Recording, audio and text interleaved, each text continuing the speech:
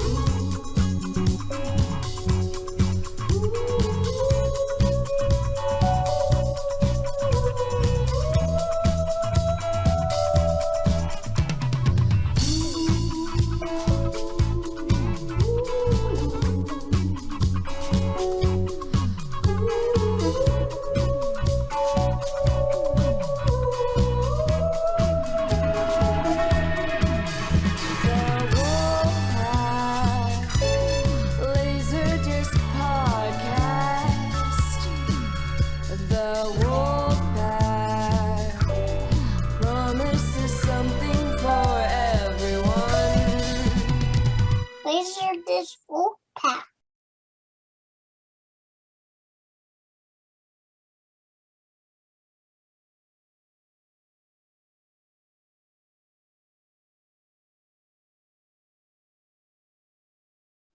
What's going on, everybody? I am Culture Dog Sam Hatch. This is the LaserDisc Wolfpack THX CAV Special Limited Edition podcast, and we're switching it up a little bit this time. We're going to tell you a little bit more about that.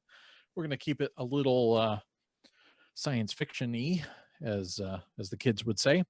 But first, I'm going to pass the mic around the room a little bit. First, over to my man who is always thinking it's the time to discuss the bonus situation. Ryan Cushing. What's up, man? Tonight's podcast is brought to you by Hot Dog Time Machine Double IPA. All right. And now that I've taken care of our sponsors, I'm going to attempt to pass it off to our friend Andy, who's joining us again. Hey, Andy. Welcome. Oh, no. I think his mic's off. We ran into a mute situation. Andy, you're muted. Andy, click on the mic at the bottom left-hand corner where it says mute. Oh, no. We got to get Andy back. All right, I will. All right, Andy, just talk at the screen. There we go. Okay.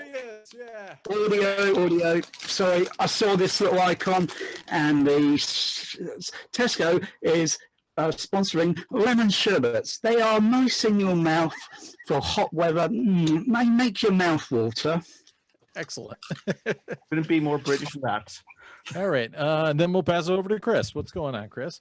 Oh, I'm just, I got the call. They said, Chris, we need you to come on the podcast. We're so lost without you.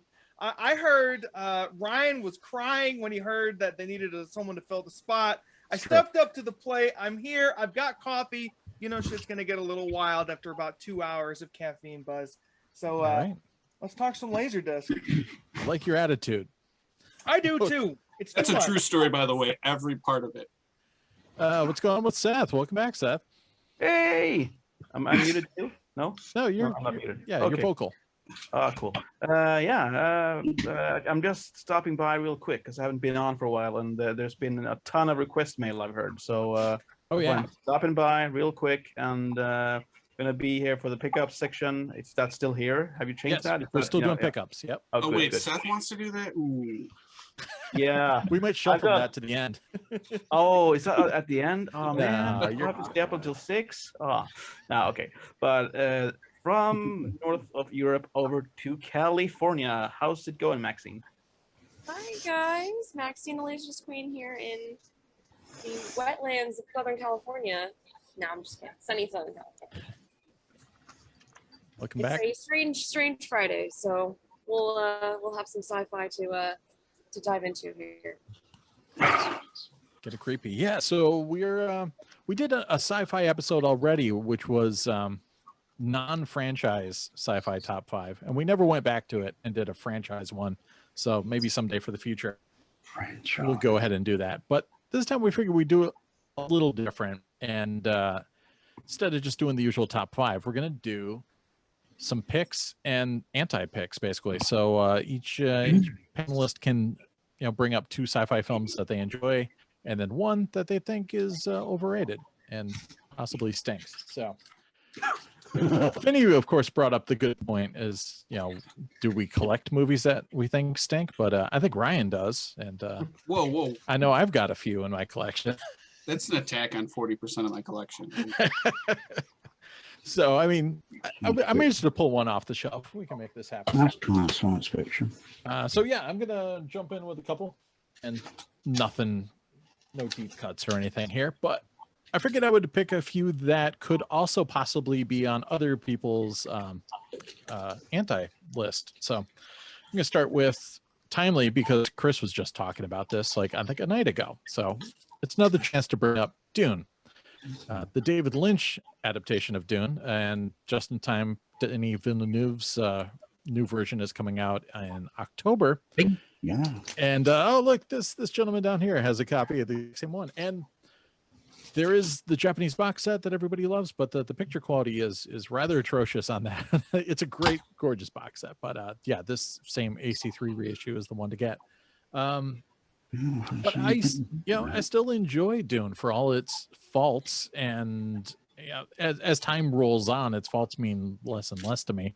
If you have not heard of the film, it's a very epic science fiction tale from Frank Herbert originally, and this adaptation is fairly faithful to the book. The book is really dense, so it had to kind of pick and choose what it was going to slap on the screen. But and the original cut of it was way longer than this, but this is still pretty beefy. 2 hours 17 minutes. Not too bad. But this is my introduction to Colin McLaughlin playing Paul Atreides. Two CLV and 1 CAV side, if I'm correct. On this guy is standard play is on side 3. Yep, indeed. And this one came out in, what year was this? 97, 98? I've seen one shop on eBay recently, £25. Oh, nice. It keeps going. Yeah, because all the other ones I've seen, they were about £50 or £60. Oof. Yeah. And don't overpay for one of the old pan and scan copies. Make sure you get the I've been kind of thinking about that because I've only got it on Blu-ray. Well, don't think about it. Okay. I'm sure it's going to be on Chris's anti-list, but what? Yeah. Where did you get the impression that I don't like Dune? I don't know if Chris is going to have anything on his positive list. No, it's pretty anti. Yeah, we have to be as grumpy as possible to make Luke happy.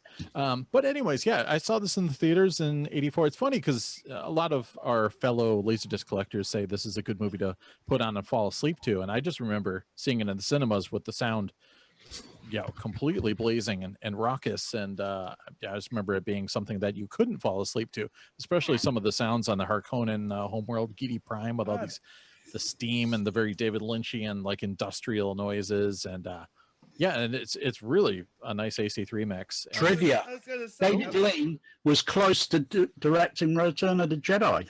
Indeed, that would have been an interesting choice. Do we have show notes? David Lynch tells a good story about not directing Return of the Jedi. Yeah, and I remember he said he didn't want to direct a sci-fi film, and then immediately turned around and directed this. So yeah.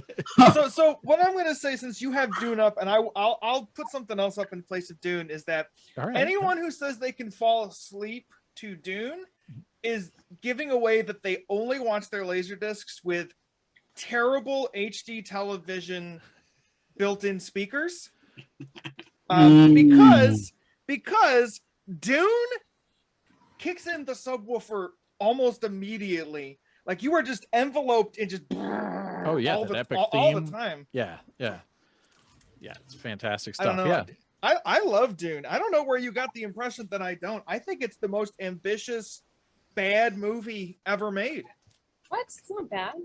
Oh, come on. It's like David Lynch took 6 takes of every line of dialogue and then picked the worst one out of each one and made a movie. It's beautiful. It's incredible. It's got a lot of great David Lynch actors that ended up being in Twin Peaks, Colin McLaughlin, and half the cast of Blue Velvet turns up in Dune. You've got Jack Nance, young Patrick Stewart. Who still looks 90. Really, he does. I mean, Dune is a beautiful movie, and I wish it got the reputation that I think its sheer ambition deserves. It's funny, if this was released now, though, I think it would get slated rather heavily because he's such a Gary Stu. Like, he's like the most amazing guy ever. Immediately, he's like, I did all my homework 8 years ago. I heard you and your footsteps 1,000 feet down the floor. I can best you in battle. I can do. No, I already can do that. I'm amazing. I can bend time and space. I'm a freaking genius. But you learn all of that from the perspectives of other characters with really long takes where the camera just pushes in and then they look away and they go, wow, he's shown up and he knows everything. He might be the ultimate villain. I know. I love it. It's great. I have no problems with that whatsoever. I think again, it is maybe my favorite David Lynch feature, just for its sheer ambition. Sorry, I'm taking over your spotlight. That was the idea, is we could do a little bit more discussion. Yeah, that was. Vinny will be happy with this. I love Dune from about a minute into the movie because it starts with what's her name? I can't remember her name. Virginia Madsen. Yeah, Virginia Madsen. She pops in and she's like, I'm going to describe the entire world to you. You need the backstory. Absolutely. But the best part. And then it's like the text going over your head better than her telling it to you. Because all right. Star Wars should have Virginia Madsen telling you everything. I need you to do, Sam. I need you to, when you're editing this, fade me out. Okay, and then fade you back in. And then fade me back in so I can go, but wait, one more thing that I like about Dune, because that's just like, I'm like losing my mind at like 11 o'clock on a Wednesday night when she comes back in. Wait, I forgot to tell you something. And the most important thing. Yeah. It's just like, I love it. You couldn't make a mainstream movie that starts like that now. Seth's back. Unless it was like something that only played in an indie theater. But yeah, I mean, I'm amazed that they're remaking it, and it's only one movie, right? The remake? No, it's supposed to be two. It's okay, so they're doing it right because the remake, they're doing it in 2 parts, I think, or maybe 3 parts. Because it's called Part 1. Okay, it is called Part 1. Cool. This one should have been. I'm saying, you can't make Dune 1984 today. I'm just saying there's so many ridiculous choices. Like, if a movie opened today and I started by fading in and explaining the entire world and then dropping out and then going, holy shit, I forgot to tell them the dog's name, and coming back and saying, this is what you need to know, Twitter would poop their pants. But Sting's in it. Oh my god! Again, Dune is an incredible like a meaty, like kind of. It's so close to disaster at every moment, but it's like intentional in the way it's constructed. It's so intentional and it's so confident. And I'm going to die talking about Dune. I think they're going to make it like Lord of the Rings, like Part 1, Part 2, Part 3. I just hope they walk a lot. 2.5 hour long. Each movie. Because the running time is for the movie yet, because it's not been finally cut and on IMDb to say what is the running time. Well, who cares? They can't see it yet. Doesn't matter how long it is. But yeah, the special effects in this thing are like, some of them are a little goofy. Some of the spaceship effects are a little funky, but I love the creature effects that Carlo Rambaldi did. The folding of space. King Kong. Folding a space is trippy. I would like to wear one of their cube shield suits around. That would have been perfect for the pandemic. Just walking into the grocery store, just covered in like these glass, like opaque cubes. I just like that it came out post Star Wars, and it didn't look like Star Wars or any of the other Star Wars, rip-offs. It had its own vibe. It doesn't. And it's got kind of Star Wars to it because it's got like he can use his mind, like the Force. Yeah, Lucas borrowed so much from Herbert. Before Star Wars was written. That's like saying John Carter did these things that Star Wars did, but John Carter, those stories are written in like the 40s. Yeah, Tatooine is heavily inspired, and so much. Yeah, but Dune owns. I'm inspired by Phantasm too. The whole Gom Jabbar scene got lifted in Phantasm too. So it is great. All right. Anyway, so that's my number 1. Sorry, we talked too much about Dune. Wait, one more thing. But wait. There's Don't more. worry, we're gonna have a David Lynch part 2 just to talk about Dude. Oh, Number 2 has already been teased a little bit, and this one actually is pretty well regarded in the LDF and everything. It was only from my sci-fi friends and family back in the day that weren't fans of Logan's Run, and said it was a pretty hefty disappointment. But I'm a big fan of Logan's Run, so yes, of course. You got the Thanks to- AC3. Everyone's got better. Yeah, you get Thanks got to the Max, 2 yeah. version. You got to have this one, which has the bonus feature stuff that has not been ported over. But man, I still love Logan's Run. It's just, you know, I've got a lot of nostalgia for it. And as we were talking earlier about very, very strong phantom center surrounds, like some of the early on Jerry Goldsmith, the electronic work he had has some really, really strong center surround action. That was, And- I think, the first movie to be mixed in Dolby Stereo, or at least released in Dolby Stereo to theaters, if I recall. 6-channel, 70mm. They did a 5-screen with a mono surround, and they used no Dolby A type noise reduction, and it was Dolby Labs' first kind of 70mm sort of title before Star Wars and Close Encounters.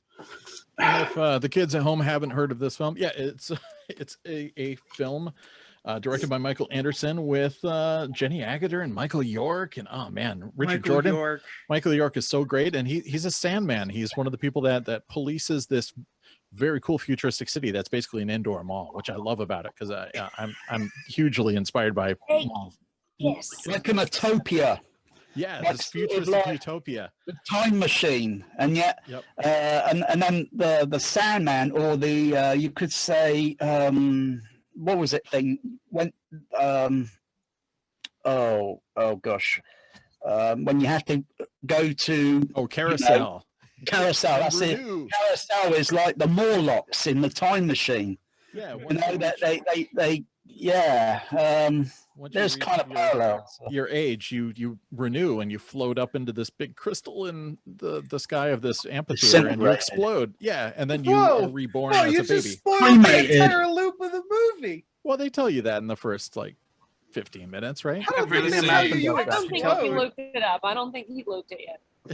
I just watched it for the first time, and you gotta at least give it like 25 minutes before it Yeah. starts to get interesting, because And then it starts very dry. I thought I was gonna And then just, the like, run starts. Yeah. yeah, and then when the run starts, it's just like it's like a whole different movie, and it's beautiful and weird and interesting. And I agree with your whole like the idea that this movie kind of gets left behind Mm. by a lot of people, and I think it's because it came out just on the cusp of when sci-fi became the blockbuster tier of movie making. It came out what, 2 years before? Is it 76 or 75? I think it's 6. 75. Is it? Yeah, 76. so it came out right on the eve. Yeah, it was 76. Had Logan's Run come out in 78, I think we would all still be talking about it today. I think it would be a cemented part of the canon instead of kind of one that a lot of people like. Nobody on Twitter, if I look up Logan's Run on Twitter, I won't get anything recent, you know? Yeah,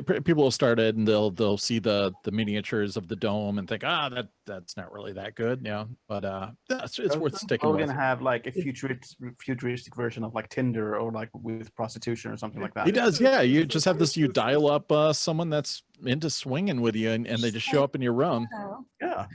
I'm here now.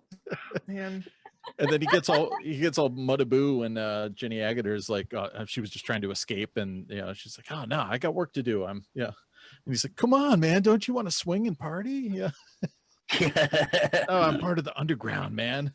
I just like too that it's the society that's domed off from everybody else, and it is any survivors in this kind of post-apocalyptic world outside, and they've all kind of gone mad, and it's run by this computer system that doesn't really know anything, and like sends Michael York out on this kind of mad mission, and he has such faith in it, and he's asking all these questions about sanctuary and things like that, and nobody has any idea what he's talking about. It's so great. It's just this great fool's errand, and I thought he was running. That's why he left the dome. I didn't think he was. He on the was actual he was pretending to run yeah, he was going Oh. undercover. until he discovered the truth of all of it, and then Then he wanted to brings it back. expose it. All right, Yeah, I haven't seen exactly. it probably since I haven't seen it since I lived with my parents. So we're going back 6-7 years. So it's been a minute. Yeah, it's a great example of the undercover detective films where you go too far and you're like, which way's up? Are you actually part of the resistance, or are you a Sandman? Anyway, so that's Logan's Run. All right, Love it. I'm gonna do. I had to find something that I didn't like, and and I still like it to some extent, but Escape from L.A. It's a futuristic film that's It's set in controversial. 2013, and it's a hot pile of steam and turd. I liked it. Yeah. The only part- Oh, Sam. The only good part of Escape from LA is the last 5 minutes of the movie where it basically says we're fucking done. Spoiler Or- alert. Whoa, whoa. What about hold Bruce Campbell as the Surgeon General of Beverly Hills is pretty good, so I'll give him that. I mean, he does escape. Spoiler alert. And Oh the my special God. effects are the CGI is really, really bad. But yeah, I mean, I was a huge Escape from New York fan. I couldn't wait to see Snake Plissken return. I went to see this in the theaters, and I was like, "What the hell?" And it's structurally, it's essentially the same as Escape from New York. It does have some fun. It pokes some fun at LA, and that stuff's okay. But I it's like just, that. it's just I would like to just press that switch and just shut everything down at the end. well, yeah, that part's fun. But Can we do that before the movie starts with Escape from LA? yeah, and then he already quote unquote like wrecked the world at the end of he wrecked the peace talks at the end of Escape from New York anyway. So Snake's always destroying everything. It doesn't give a shit. Yeah, but it is too bad that they weren't able to make Escape from Mars, because Ghosts of Mars is actually, I like that movie way more than this, and it was originally supposed to be another Snake Plissken adventure. But yeah, Escape from LA was man. Plissken in space. It's got a ripping soundtrack though, and it's got AC3, and it's a rather nice transfer. So you have to have it on Laserdisc regardless. So I've got like 2 copies, I think. there you go. I've only It's got a it on DVD. I've only got it on DVD. All right, we got to kick Andy out of the podcast. He doesn't have Escape from LA. I have one for you. All right. There's like 4 copies of it. Oh, Max has got you covered. All right, what do you got, Ryan? I have movies that maybe some of you haven't seen. At least I don't believe you. They're probably all Eric Estrada sci-fi movies. Knights. This is great. You've got That looks like fantasy. cyborgs. Basically, Chris Christopherson, spoiler alert, is a robot, and he's fighting off these other robots. Okay. And you have Kathy Long, who's like 5 foot nothing, who's like, I think she's like a fighter or something, like, or she was like some sort of martial arts or something. Kickboxing, there it is, kickboxing. And she's just basically getting trained by Chris Christopherson to just beat up and destroy these cyborgs. And it is just batshit and stupid and amazing. And it's hard as hell to find, and I don't know Is that why. a Paramount release? I believe so. Yeah. Wow. Good. Good high, Jesus. Damn. So, I'm impressed. I thought it was going to be total like image Oh, that's direct. not trash. That's quality. This is- That's Christopherson. legit. I mean, you can never go wrong with Chris Christopherson, even when No. the movie's garbage. But no, And this he's, is. Does he sing in it? yeah, robot. there I is- wish. Ah, He could be in But Star Is Born. He could There's be a scene where like he's been like broken apart because he's a robot, and then like he just magically uses part of another robot to like get back together, and it's just like what? And it's just amazing. So what year is that? 96, 90s. Yeah. 96. So Damn. Ooh, Yeah. Wow. Was that on TV or something, or what's the deal with that? I'm sure that it was on the theaters. It In had the Gary theaters. Daniels in Okay, it. yeah. Well, it must have had a limited run because I never heard of it. Yeah, 70 millimeter, I'm sure. Yeah, I'm sure. Yeah. 96, not a chance. So yeah, my definite votes for Knights. Okay. And then this one we probably have heard of. Ah, Yeah. This is I a saw it in great theaters. release. That was a contender for mine too. Yeah, and I mean the CG in it is just so dated, but I don't care. Like it was fun. All the way. especially when the spaceship crashes into the moon. Oh, the perspective looks awful. Yeah. What do? We die, and then it crashes into a moon. But the perspective looks so goddamn awful. Oh, the proportion. And anytime that the spaceship's like taking off or Just bad. Just, But yeah. I like the story. Yeah, and it's I've only got it on Blu-ray. No, Oh, sorry, I've man. only got it on DVD. Sorry, DVD. It's Oh no! worth picking up. So Yeah, I know. Signature edition. But that's the same as the DVD because it's the same extras and everything. It's the Yeah, same came out menu around the same layout. time. Yeah. Definitely not the same price, I would imagine. Yeah. yeah, I'm sure the Snapper DVDs. At one point, I was like, I'm going to get all the signature collection editions. And then it's like, oh, the Last Starfighter, bitch. Yeah, that's a little tough to find now. Yeah, But That there's and no the- other the letterbox Frighteners? edition, right? I think the Yep, correct. it's the only Yeah. one. Yeah, the other ones are pan and scan in early 80s, like right when LaserDisc was coming out. Yeah. And then I've got one I don't like, and that's Aurora Encounter. Has anyone Tell seen us- this? No. Okay, No. so this alien here He looks like crash lands, and honest to God, it's like they looked up a progeria patient and was like, let's make that an alien. Yeah. So bad. I feel bad for saying that, but like, holy crap. And the entire movie, it's just like, where's this going? I couldn't even finish it. It's so bad. So is that I'll like leave the this. Don't. Anatomy family? Oh God, no. There's at least a McDonald's dance sequence in that one. Is that New Horizons? This is, I don't know, Japan or something. It's Japan. Yeah, It like looks kind of like the little guy. it is from- New World Pictures. So yeah. New World. Sorry, I was close. 1986. I don't know if they thought they had something going, but it's like That could have been a it franchise. takes place in the past on top of it. So like, imagine people from the past dealing with aliens when we can't even figure it out when we're supposed to be advanced. A long time ago in a galaxy. Yeah. So yeah, it's just avoid it altogether. Okay. All right. The alien not- looked a bit, like a short guy from the, the island of Dr. Moreau. The tiny guy. Nice. Wait. Yeah. Or Kevin from South Park. All right, Andy, what do you got? You got anything? Oh my Andy? goodness gracious! I've got to go to the other room because I couldn't bring all the laser discs in here. We need to Fair play enough. some action music like the Metal Gear Yeah. Solid Dun, 3 dun, theme. dun, dun, dun, dun, dun, dun, dun, dun, dun, dun, dun, dun, dun, dun, dun, dun. He's on the Okay. move. Copyright strike. I It is still the- occasionally spin that. I still occasionally spin the Empire Strikes Back. I I mean, can't blame you. the picture quality is okay. The sound is okay. I don't notice any much of the shifting image moving. Yeah, that one's I'm, good. I'm a little gutted, guys, that you can't hardly find Star Wars or such on the other LaserDisc pressing where it's doesn't have the shifting, and you've got to look for the little CBS Fox icon Yeah. because it's CBS Fox on here, and on the other one I think it says Fox Video, etc. You've got to look for all these little details. Yeah. But Empire's good. That one's good. Oh yeah, but occasionally it gets spinned a few times a year. I haven't pressed it onto DVD-RW so I can just watch it over and over without wearing the LaserDisc spindle motor out, if you know what I mean, guys. Sure do. A science fiction fantasy, because this is fantasy. Science fiction fantasy. And we'll it's count it. laser rot only on CAV side. Minor. The laser rot is minor. I was skeptical about buying this, and I thought, oh, this is going to be appalling. It's going to be laser rot all over it. And Yeah. no, that's a it's tough just one. ciphery. And the color look grading looks a little bit better than the PAL version that I got. Ooh.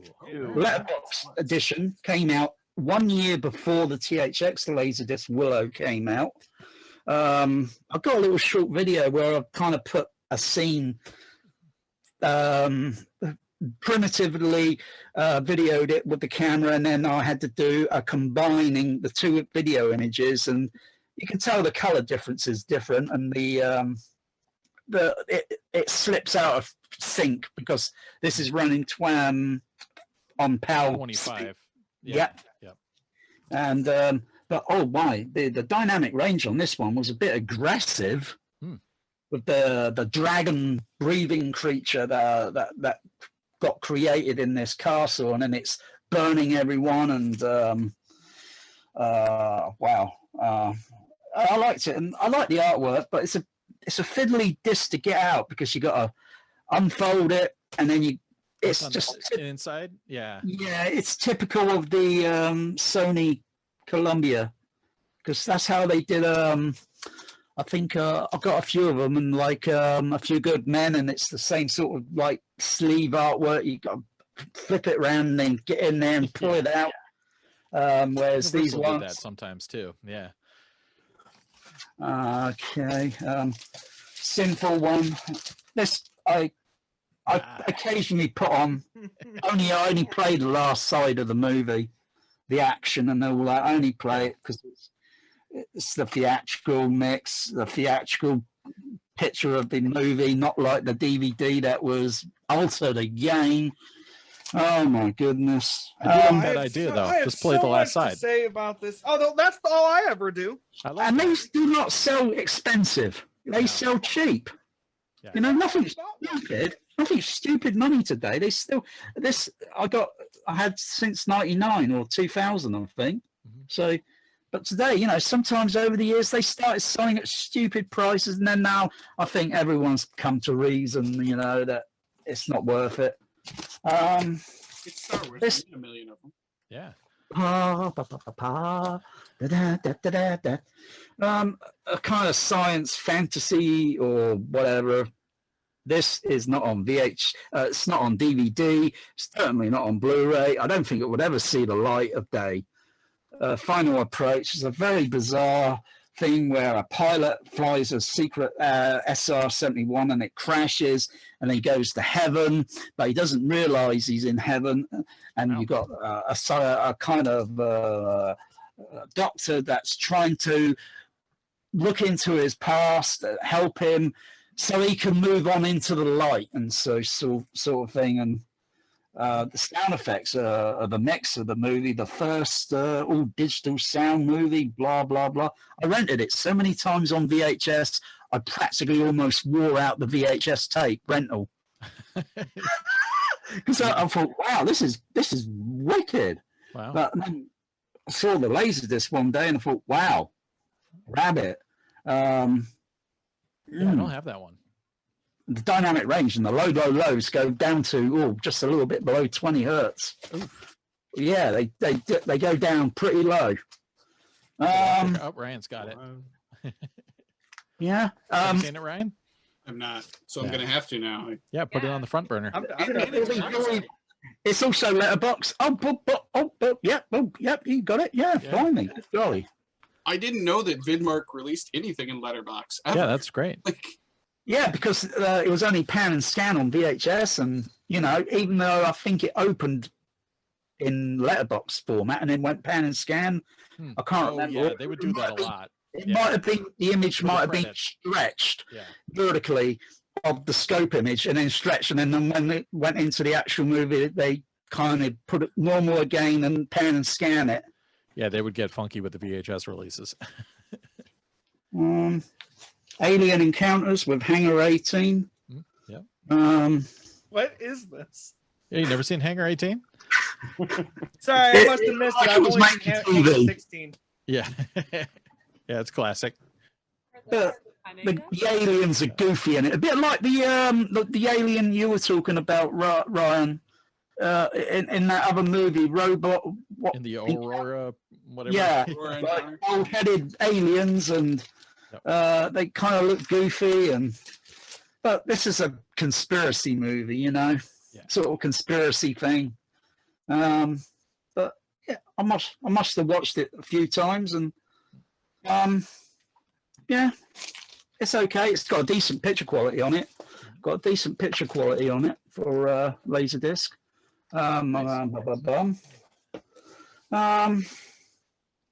This rarely gets played. Rarely, very rare. I'll see a V-Box. Yep. Yeah, it's a bit shabby on the picture quality compared to the DVD. Yeah. Okay. That's why you have to get the AC3 with the baby boom, low frequency intact, the THX mastering. It is weird though. The music cues are wonky on that one though. Oh yeah, it is definitely not the sound mix you'll hear on every other cut. It's a fascinating little artifact. Yeah, especially when they're approaching the planet and they're landing, and there's some really weird kind of moments. There we go. And I've got, this is the Japanese version. I also have the USA version, but it's on my shelf and it's a bit hard to find. they're the same. It looks the same, a little bit darker in the blacks. The Zero IRE disc. But yeah, you got Zero Japanese IRE, subtitle. You got Japanese subtitle on it, and this one I picked up cheap. It wasn't over expensive. Good deal. Oh my goodness! These are this Star Trek, science fiction. This is a PAL sleeve box, but I was all gonna say, I don't see that are often. NTSC. It's got a little BBFC. Yeah, on the corner there. Yeah. 15 certificate for Rafa Khan because of the creature going in the ear. Yeah, a little intense for the kids. Yeah. Yeah. They cut it for a VHS release when it came out.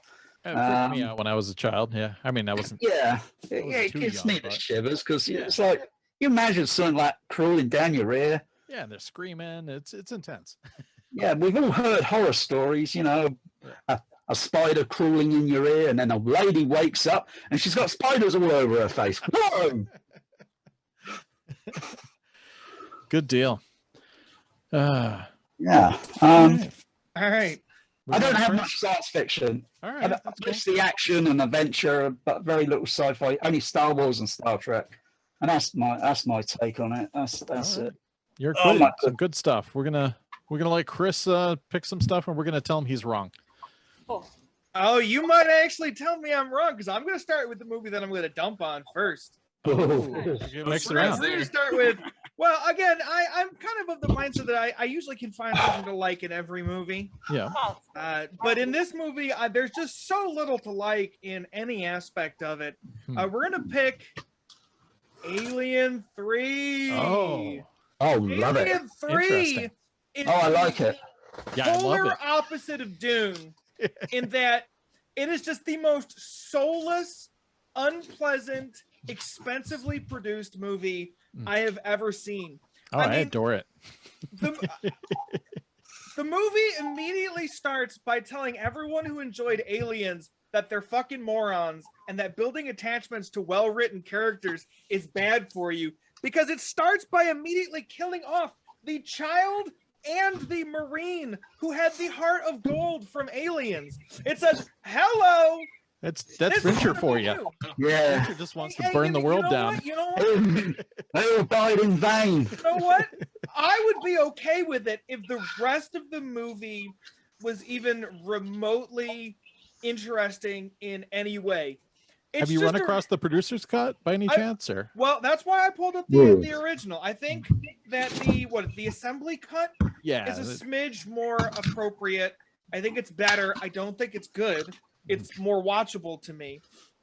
I think that it starts so boldly. Like, I actually really like its decision to just completely hard cut away from everything from Aliens. Because Aliens, crowd pleaser, easy choice for one of the best franchise sequels ever made. But it doesn't do anything with the shock value of killing off the main characters from the last movie. Like, that could have been erased and it could have been its own thing, but instead it sours everything that happens after it, which isn't really that bad, but I think it squanders the opportunity of just murdering things we like in front of us. And then it's just a depressing, dark, like sexually repressed, weird. Oh no, the alien. All the things I love. And How about that Ellie Goldenthal score, though? Unmemorable. I couldn't tell you a single track from the Alien 3 soundtrack. It's just like none of the dialogue is like that great.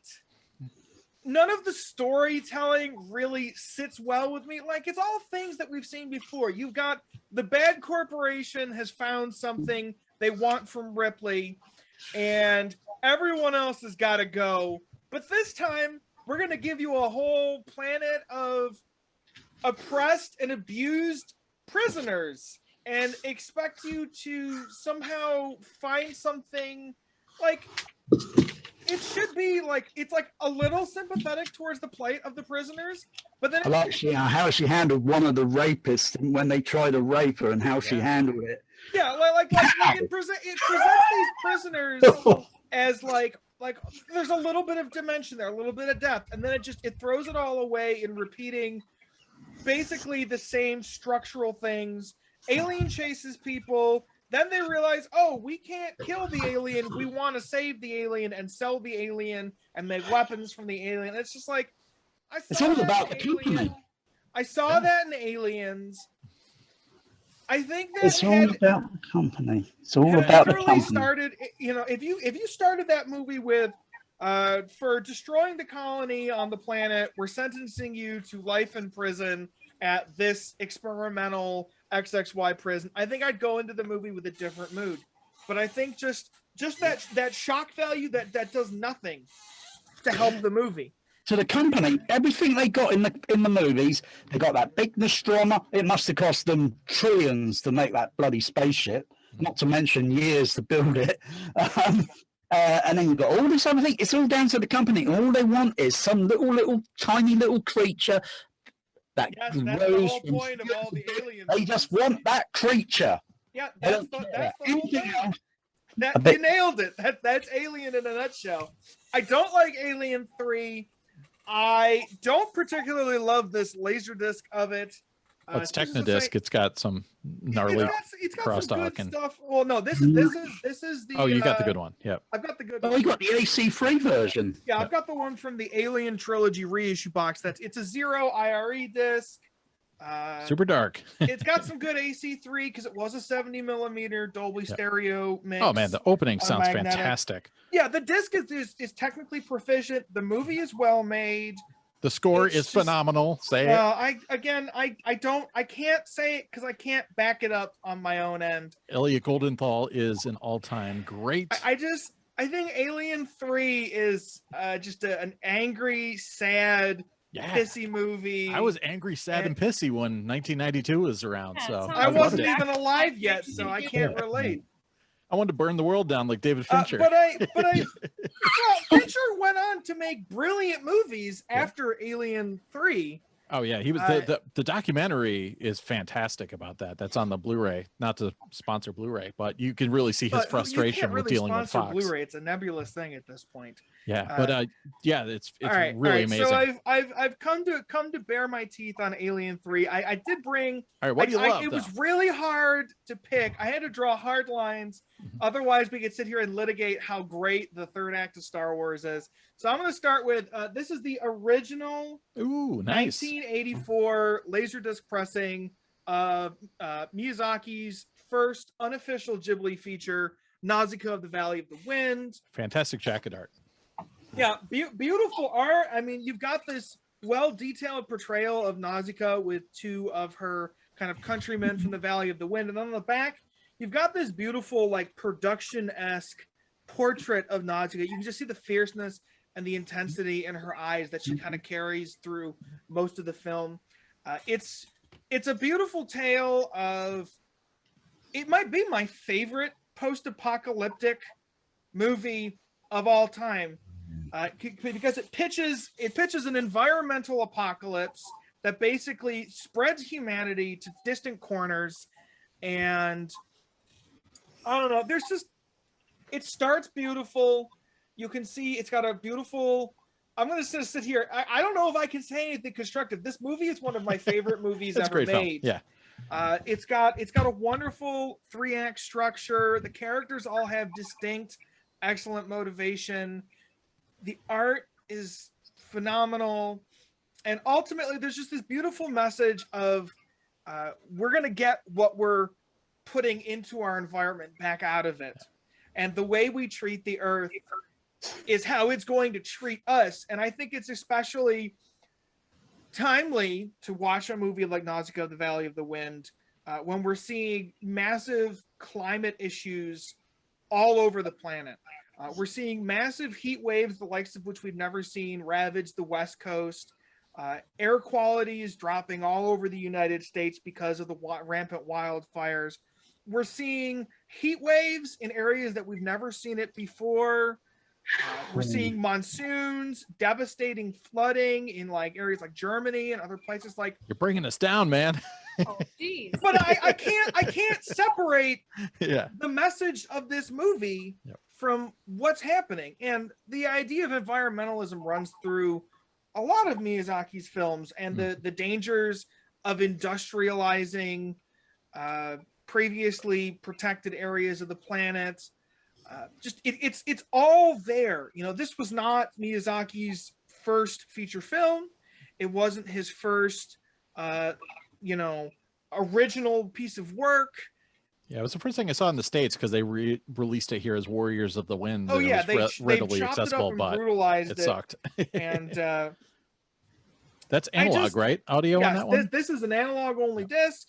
It's 84. It's got some interesting 3/2 pull down artifacts. Yeah. I also have the Ghibli IPA, I'm just gonna call it the Ghibli big box with a remastered digital sound presentation of the film. But that's somewhere back there. I'm not pulling it out for this. That old one's got charm though. Just everything that has made Miyazaki famous with his later movies, it is all there in Nausicaa of the Valley of the Wind. No laser rot on it? No laser rot, no. Yeah. Wow, 1984. Yeah, and actually mine looks good too. Yeah, it's not a good transfer compared to the remastered one. But it's better than It's better than almost every other 80s disc I've ever owned. Yeah, and it's better than my VHS copy of Warriors of the Wind taped off of Spotlight or Showtime. Yeah. it's such a strong, confident movie that runs counterculture. Like if they played that movie straight up in 1984, I'm not sure that the 80s United States film industry would know what to do with the uncut version of that. They wouldn't understand half of what it's trying to talk about. Yeah, definitely not. Yeah. We just weren't ready for it, you know? Yeah. They, We weren't ready for Dune either. I'm still not sure we're ready for Dune. Yeah, good point. We'll find but out. I'm going to go. I picked a really pristine, beautiful, thought-provoking movie for my first one because I'm going to follow it up with the 1990s classic Judge Dredd. I saw it twice in the cinemas. Judge Dredd is, I think, it was not cool to like Judge Dredd in 1996 when it hit cinemas. Nope. Because it was just such a bizarre take on a relatively not well-known comic, at least in the States where the movie was made. In 2021, if you watch Judge Dredd and you can't find something to love about this movie, you are a soulless bastard. The movie literally starts with Sylvester Stallone rolling up on a big, giant motorcycle, and he lowers his microphone and he goes, "I am the law. These blocks are under arrest." And it never comes down from that kind of just like, it's like a kindergartner wrote a book report on someone's description of the Judge Dredd I will be back. AD comics. And then they made a movie based on that script. Like there's like such a slice of intelligence lying somewhere, like the criticism of the abuse of the executive branch's power to deal out justice in the United States and abroad. There's lots to say about the police's relationship with urban environment, and it all gets buried in just the absolute worst script you possibly could have written. And it feels like an accident. Like he takes his helmet off. Let's just get that out there too. The whole thing, people liked the 2012 Dredd. The first positive buzz I heard was Carl Urban never takes off his helmet. And it's like, well, I didn't think the helmet was that big of a deal. Oh, with Judge Dredd, the helmet is the character. Yes, the helmet is. He probably wears the helmet when he takes a shower. Yeah, he literally, he walks into the Hall of Justice to talk to fucking Max von Sydow, who just throws everything into his role as Chief Justice, whatever. And he did throw in a lot of the characters from the 2080 comics too. Yeah, and immediately he's just like at ease, Dredd, and you pull it off. It's like, Rico. Oh, they made this movie to be a Sylvester Stallone vehicle, not a Judge Dredd movie. Yes. All of the action is horrible. All of the effects are just cheesy as heck. Fun soundtrack CD. Absolute great soundtrack. Alan Silvestri composed a score that is better than all of the acting in the movie combined. You know, he never quit. You know, he's still out there, right? He's still doing stuff. He did like the Avengers and whatnot. Avengers, yeah. Yeah, And, he's still working. I think he did the Spielberg movie, the Player One. Oh, Ready Player One. Yeah. I watched that and immediately forgot about it. That's not a staying power movie. But like, there are just individual moments that are just so beautiful. Like, Armand Assante is in prison for killing a whole bunch of people, and he gets a package. First of all, they're delivering packages to prisoners in jail who are responsible for massive crimes, which is just great. Like, the huge oversight there. And then he gives him the package, and it's like his judge badge because he was a former judge that went bad. And the guy goes, well, what is it? And Armand Assante goes, the meaning of life. And the warden goes, what is the meaning of life? And he looks at him, he's just got this shit-eating grin. It ends. And he just blows away his neck. And then the guy gets blown to pieces by machine guns. And it's just like, holy fucking shit. Did nobody watch this without losing their minds? And then every time Sylvester Stallone yells, it has something to do with the law. You know, they're like, I'm sorry, Judge Dredd, you're going to prison forever. And he's like, I can't betray the law. I am the law. You can like see his like vein pop out of his forehead. And it's like, did nobody like watch the dailies and go, maybe you should dial it back and add some nuance to the character? The whole character is just for 90 minutes. I can see why you like it. All right. You killed all of my momentum. All right. I don't know what to do with it now except to say that you betrayed the law. Now you gotta live up to that hype, Max. Okay. Well, let me just cut right over to the chase here and talk about this moment. Now we're talking. Yes, this movie I've watched a gazillion million times. It must be worn out. Lots and lots. Wear out LaserDisc. I don't have rod on this. It's a clean copy. Nice. Oh, Pioneer pressing. It's a nice clean copy. Great transfer. I love that movie. I love the soundtrack. I just love, literally, like, they're just, every time you watch it, you see something new. And it's something like where, like, just Ruby's character, I literally, like, I do that all the time. I literally do that. Super green. Super green. And just like, oh my gosh. The world building is amazing. It's incredible. And just the whole concept of this great like evil power, like it's just crazy to even just like think about that. It's just like looming there, and like that there has to be something that was like they both existed at the same time, the great power and the great, evil, and basically they're both existing in the same moment to battle each other like forever. And it's just, every character I feel like is perfectly cast in this, and like I have literally there are zero bad things to ever say about this movie. I feel like it's like, except Good the point. cover.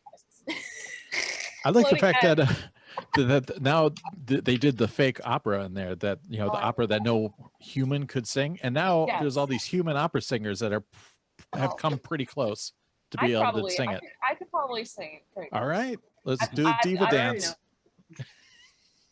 I'm just gonna chime in. I like this movie. I don't have anything bad to say about it. Glad. Oh no! Perfect. The Japanese cover was superior, but the transfer's better Do on I the have Americans. the Japanese over here? Yeah. You gotta have both. The matching Obi strip is nice.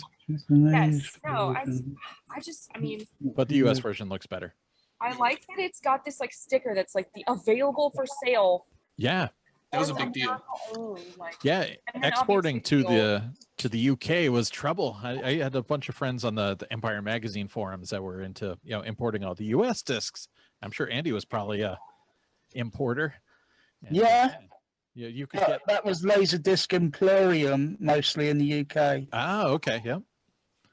So you could get stuff pretty fast, because. Oh yes, thank you. Yeah, a week at the most. Yeah. That's great. And today, to get a second-hand one, it's about 2-3 weeks. Oh, thank you, Ryan. Just Yeah, right? keep picking Fs because they're right there. Yeah. That's mine too. Yeah. All right, so what's your perfect. second one? Okay, so my second one, Critters 4. Nice. They do go into space, They go to space. and And that they were from space anyway. they were So Yeah. from space. This is just there's just a lot to unpack with this movie. I mean, like so first off, Angela Bassett is in this movie. oh yes, she Freaking is. Leo from Twin Peaks is in this movie. Eric DeRay, yeah. Just like there's a lot of people in this movie, and they're just like the characters. There's just like why is this kid here? Like we don't know. Will we ever know? I remember geeking out hard that Leo was in it the first time I saw it. I'm like, oh, Twin Peaks crossover. It's Leo. Every time. Oh gosh, every time because I always just he's a memorable character, but like also like I just never remember he's in it for whatever reason. But yeah, this is one where the Japanese cover is far superior, but I do love this cover. But the Japanese critter is really good. Do you have it back there, Ryan? It is. It's by Survivor. I'm not okay. gonna be Oh, okay. All right. Yeah. Well, yes, we can probably put a little one here for you because it's really good. Oh, I know it's worth seeing. But yes, this is a freaking crazy movie. They're trying to be like Alien, basically. And you know, they've got this guy chews the entire movie. He just like literally is just like chewing something gum we don't even know. Oh yeah. Chewing something the whole movie. Yes, thank you. I love that. That's my favorite. I love that cover. But I have a full US set, so I'm rolling. Which is tough to get a full US set. The Critters 4, I mean, it's definitely harder to come by, but it's really worth a watch. Like I love the whole Critters series. This perfectly fits in to the Critters series, and just your favorite guy Charlie. He's trying to put the last 2 critter eggs. Oh, you can't wipe out the species, even though they're trying to wipe out humans. So he's got to put them in this preserve pod them. and like preserve them. And he's like crawling through this pod that's like perfectly like for a person. And like then the pod just like, whoa, oops, it shuts, and like he's like stuck floating in space for like I don't know, 2 decades. Like poor guy was like in like cryogenic sleep. And then these like the bounty ship that like Angela Bassett's driving is just like picks up Charlie and the critters' eggs. They just immediately hatch, of course. Of course, yep. And just I love the critters because they have such personality. Like I like them the most. The critters are so good. They're so goofy and hilarious. Nice. Crazy antics with their big old teeth. I love their teeth. Good choice. Yes. Space. All right, so what's the stinker? Do you have a stinker? Critters What do free. we have Now, here? okay, Future shock. there's a Okay. lot to unpack with this movie. Okay. So this is something that I still recommend you watch. Okay, but I have feelings.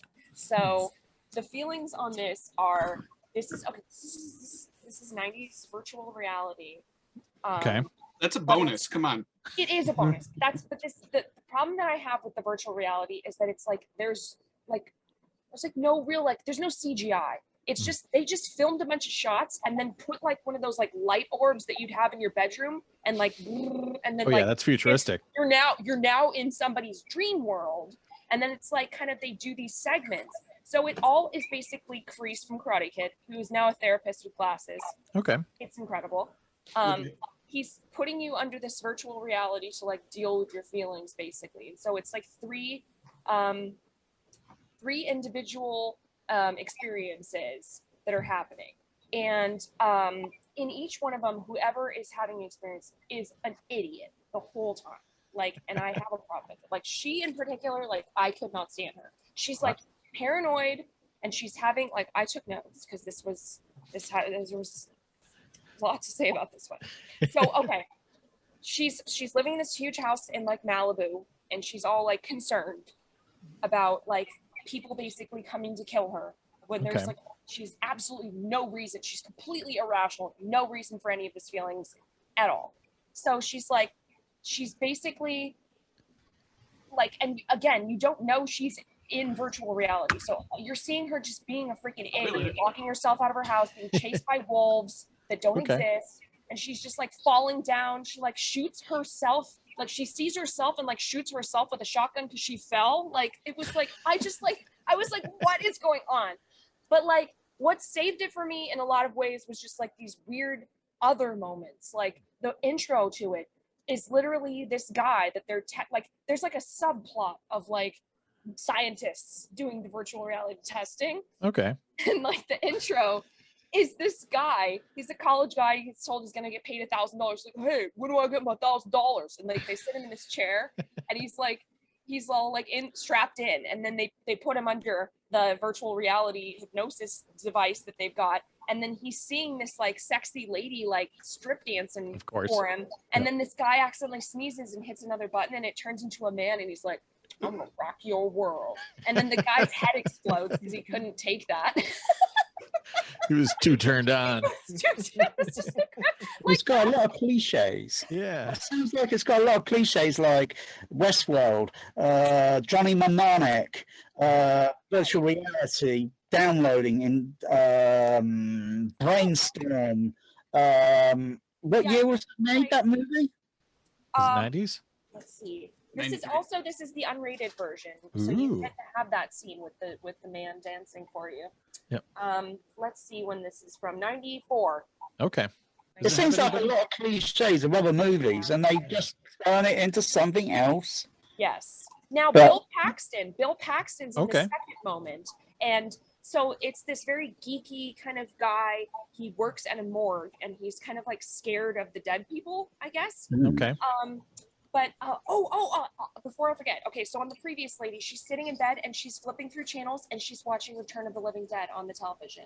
Nice. And then Frank from Return of the Living Dead is in the second freaking piece as like the guy from the morgue, and I was like, what? That's crazy. Like, how'd they do that? So all right.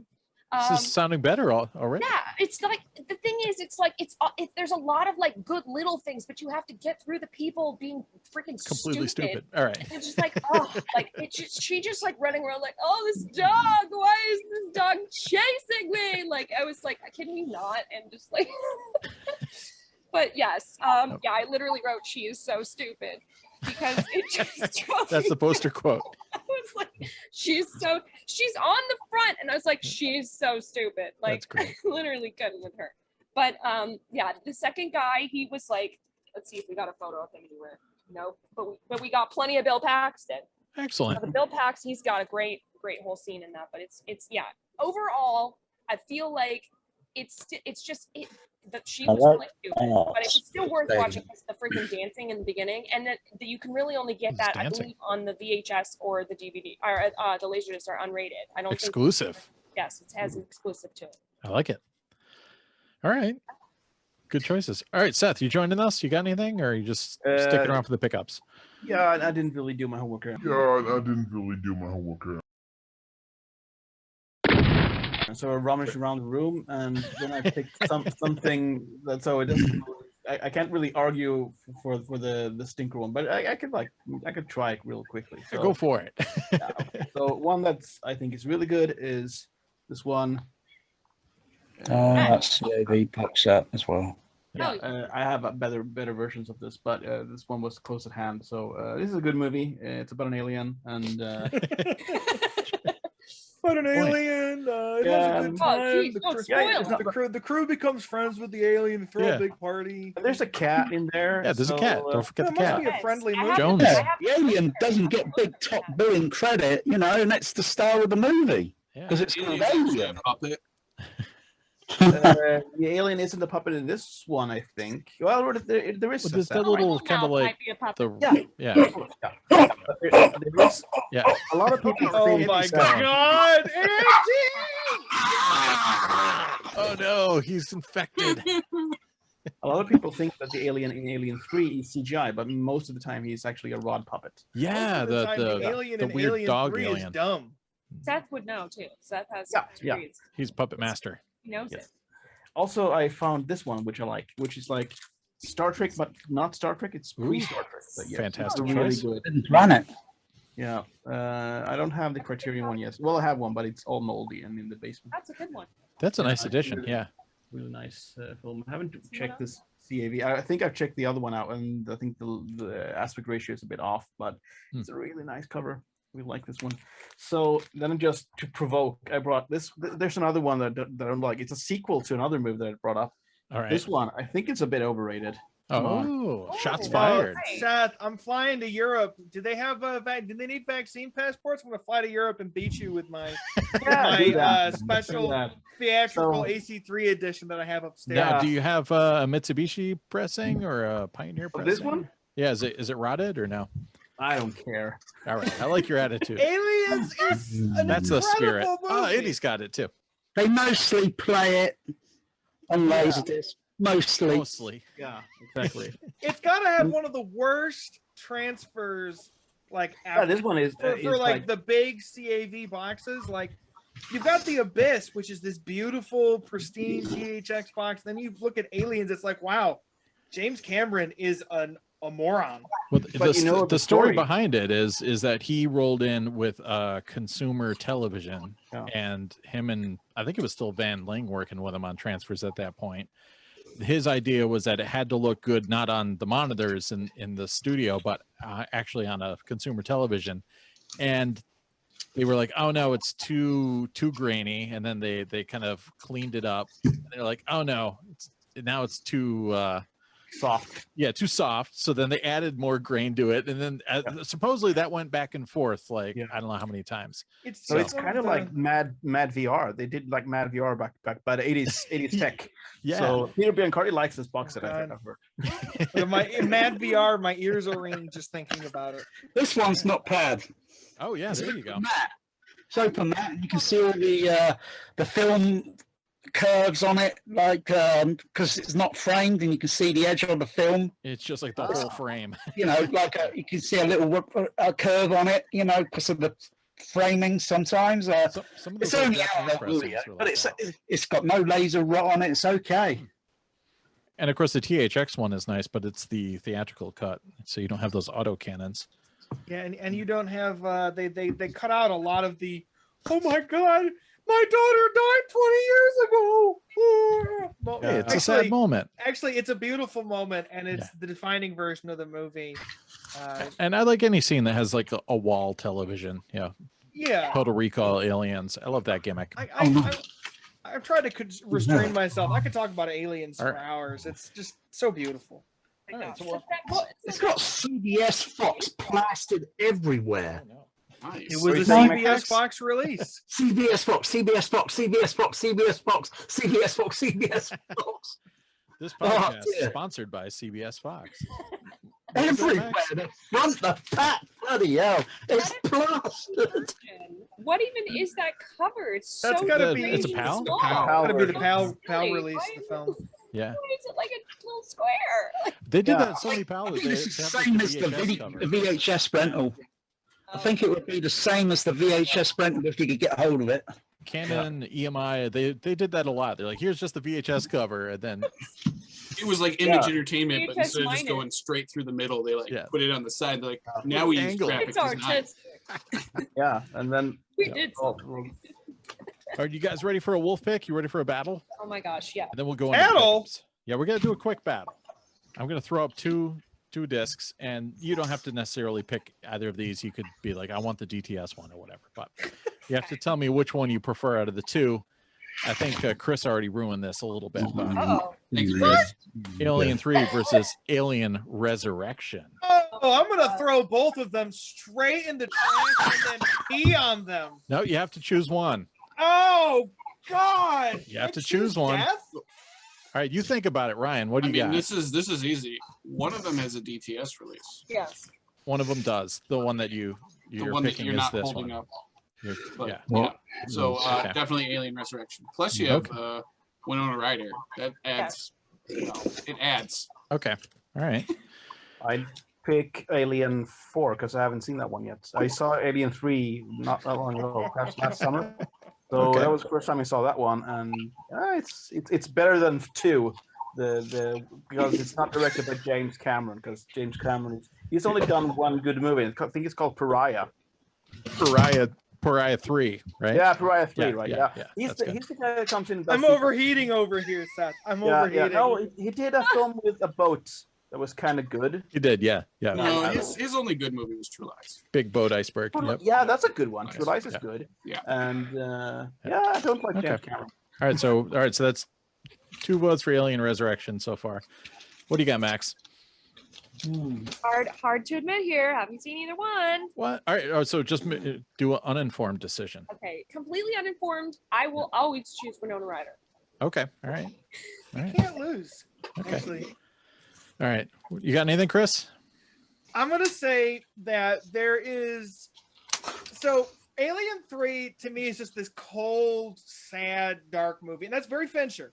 Fincher is very cold, sad, dark man. It's expressed in his films, but it's got that shock value at the beginning that I think is just squandered. Okay. Alien Resurrection, however, has Ron Perlman, and he hams it up like crazy. Okay. And there is a scene where, well, actually, the whole premise of the movie is that they clone Ridley from the DNA of the Alien Queen. So she's like a hybrid alien human like creature. And to demonstrate her skill, they She plays put basketball. her in a basketball court against the human members of the crew. Yeah. And she massacres them, and then she does this shot where she takes a them at basketball. or does she actually kill them? No, she massacres them at basketball. She plays really good basketball. Yeah. She takes the ball and she just alley-oops it behind her and gets it in the net. And that actually happened. They didn't fake that with trickery. Sigourney Weaver shot that like 20 times and finally made it on the last one. And just on the strength of that alone, and actually the fact that I don't think Alien Resurrection is that bad. It's got Michael Wincott. I'm basically playing a character version of myself. I'm usually not this cartoonish.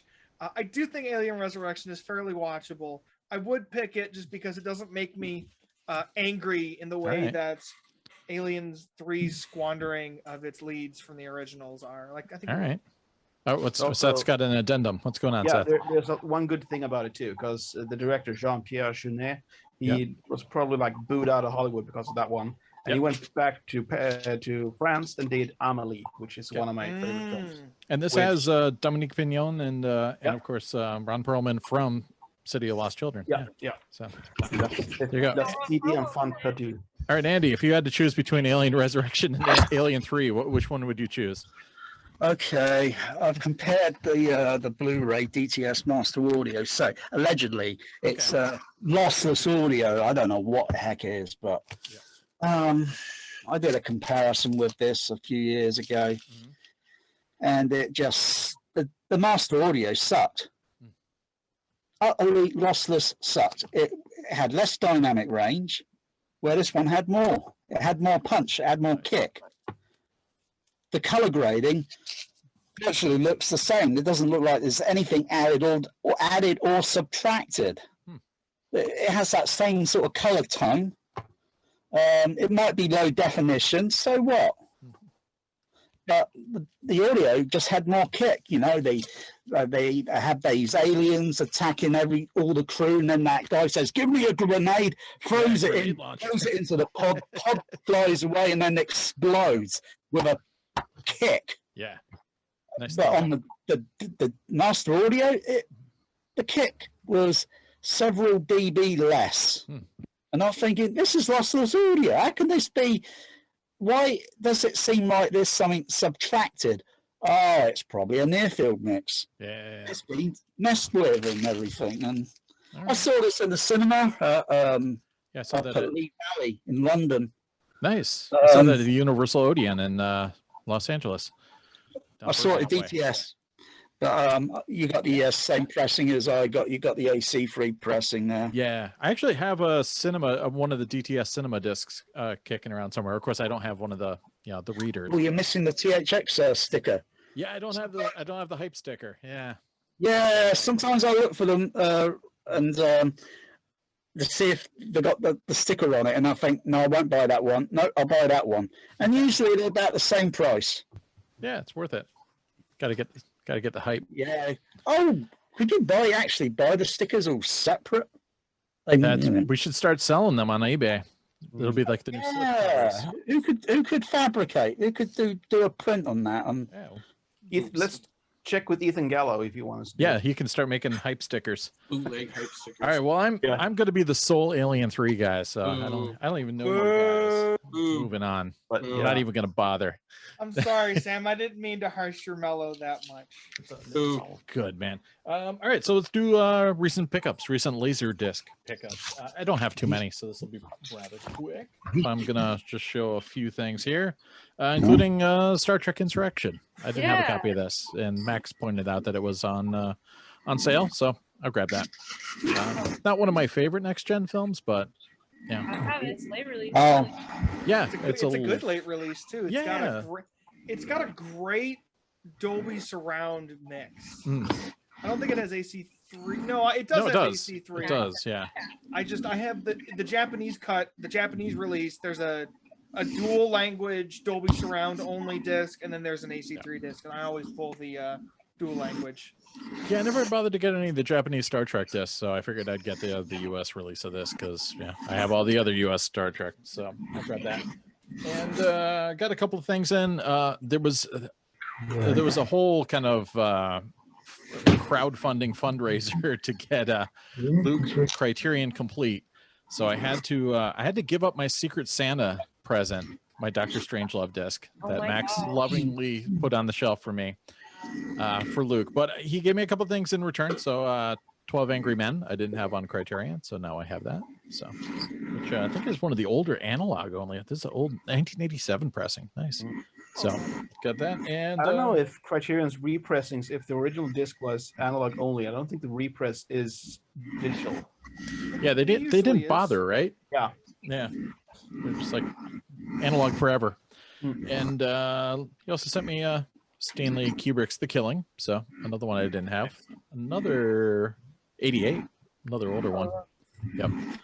So I had that. And then Vinny sent me the other Dr. Strangelove that was the one that Luke had. And of course he said, do not throw out Jacket LD Protector because it's a Chicago one-stop, so he knows I'm going to throw it out. So those are the worst.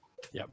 And I grabbed a couple things just because I had to get Speed. Everybody needs a copy of Speed. Seriously. is that the standard version? No, it's the AC3 reissue, which the only way you can tell is to look on the back. And But it doesn't have LFE on it. No low frequency. Yeah, it's just 5.0. Speed gang. The LFE only came in on the special edition DVD when it was released. Yeah, even the DTS is 5.0. So yeah, I've got the DTS as well, and of course the So what's the story with all that? Because same thing is familiar with Vertigo, I believe, even on DVD, and I assume it would be the same issue on the signature edition and maybe the DTS. So who or where the transfer was done, and why is it minus no LFE 0.1 on these? I don't know who made that decision, but yeah, it's interesting.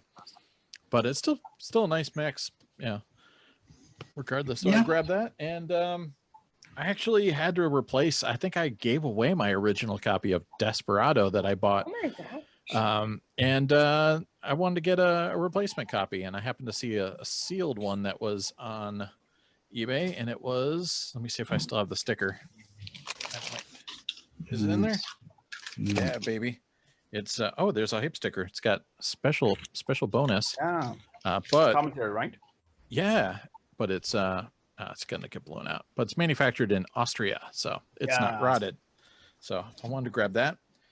And oh, there's another one Max pointed out. Roger Corman Classics, Grand Theft Auto, with Ron Howard and Nancy Morgan, with Leonard Maltin doing a little bit of an interview with Corman on there as well. So I haven't had a chance to spin this up, but it's a nice, that's New Horizons. Yeah. Image. Robert Zemeckis.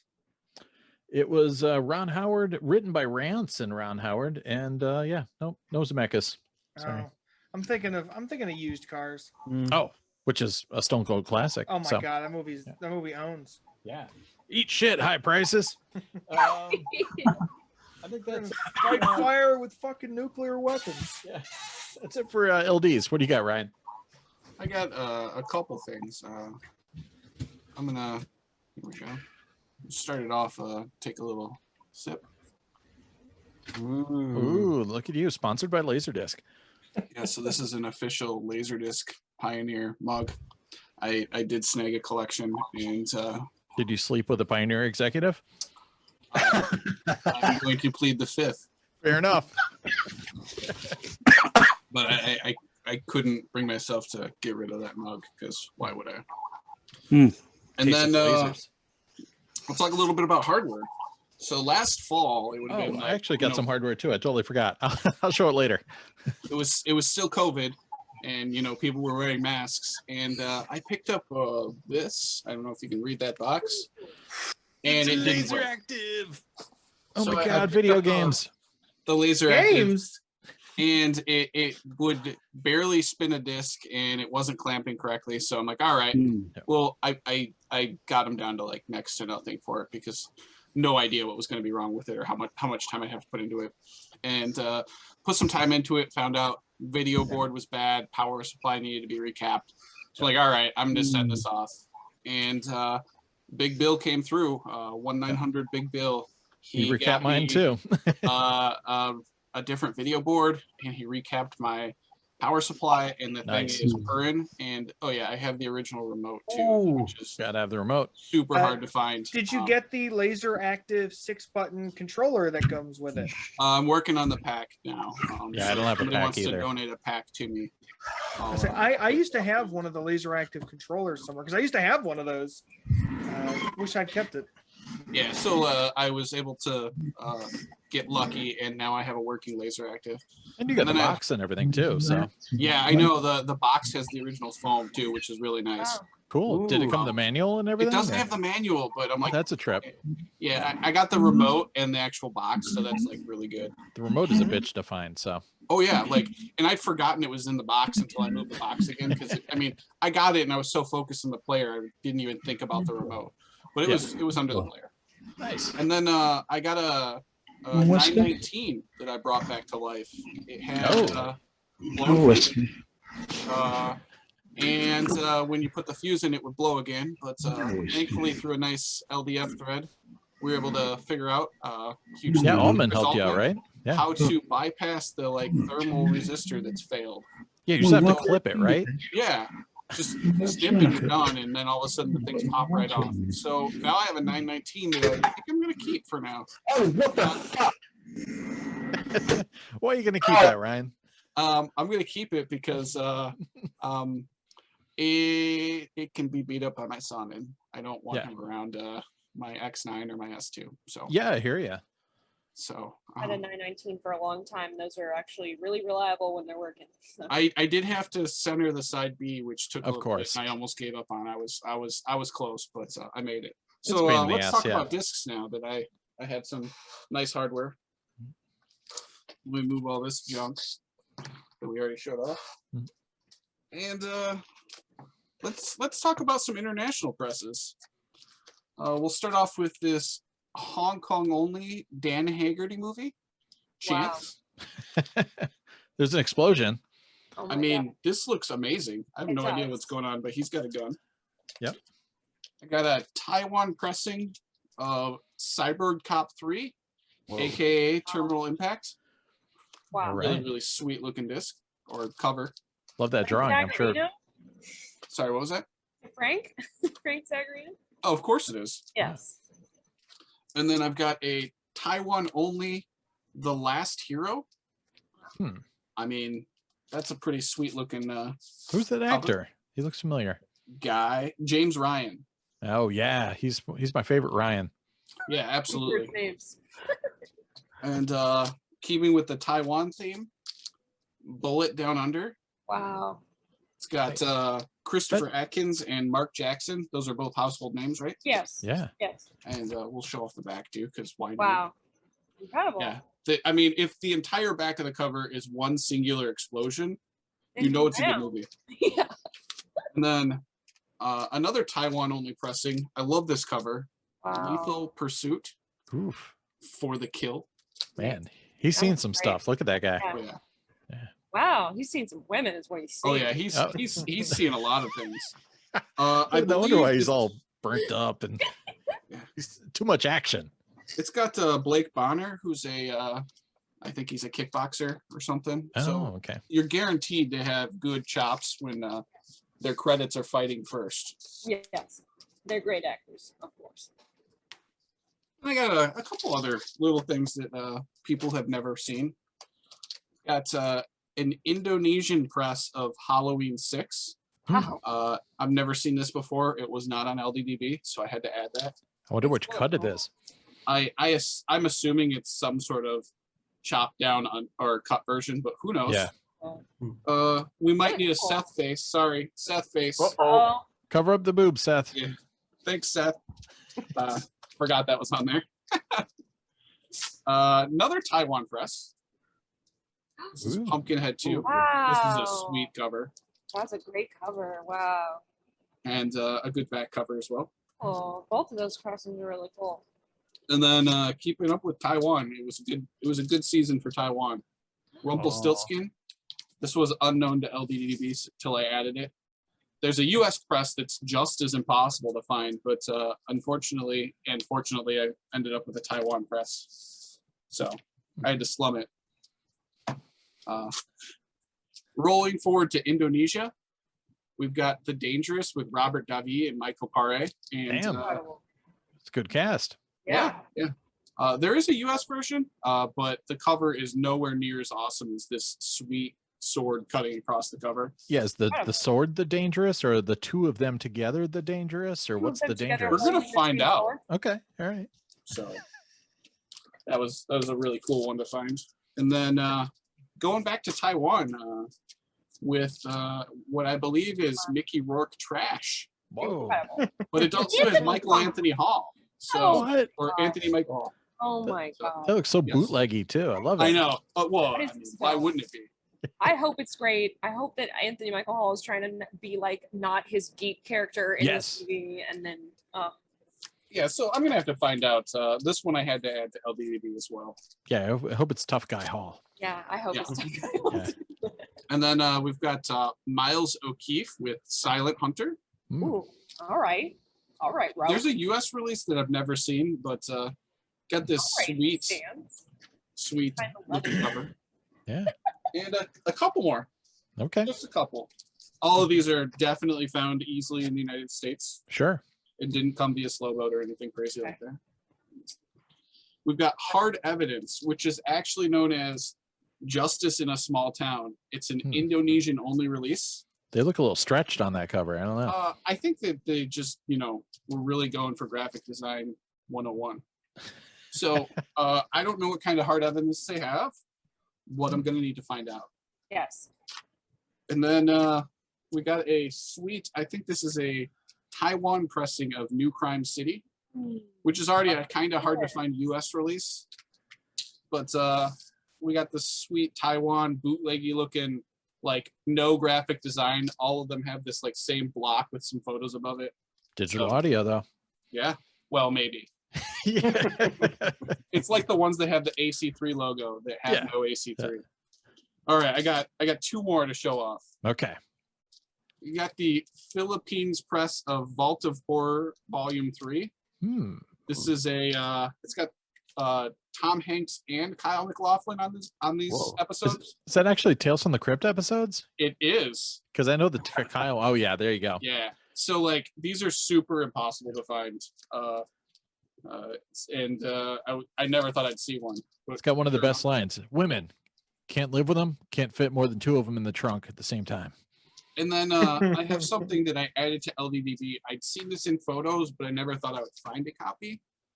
And that's Demon House, also known as Night of the Demons 3. Wow.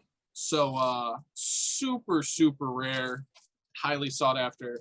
I'm really excited to find a copy because I thought I had a copy about a year ago and it didn't pan out. And then another one popped up. So I got really lucky there. But yeah, so those are my common pickups for the week. All right, fair enough. Good job. Andy, you got any pickups? Oh, he's muted. Yeah. All right. Sorry, I'm not much big into it, guys. I've only been buying a few LaserDiscs. Yeah, fair And, enough. I'm afraid Bad Boys for Life, they went in the cat litter box. It sucked. It sucked. I didn't like the Limax sound mix on it, and I only bought this because everybody's babbling about IMAX enhanced, so it's IMAX. I don't see a 60-foot, 90-foot bloody screen in my living room, much less a home. Huh? Come on, it's IMAX. Know that? What are you talking about? Your screen is almost 60 foot, Andy. The sound mix on this was appalling. Why am I hearing car sirens and the wheels screeching on the middle overhead? All that sound there belongs up front. They're driving above you. The continuity of it was just like out of like, it was confusing me. I didn't even fully watch it all the way through. I watched the last maybe 15 minutes all the way through. I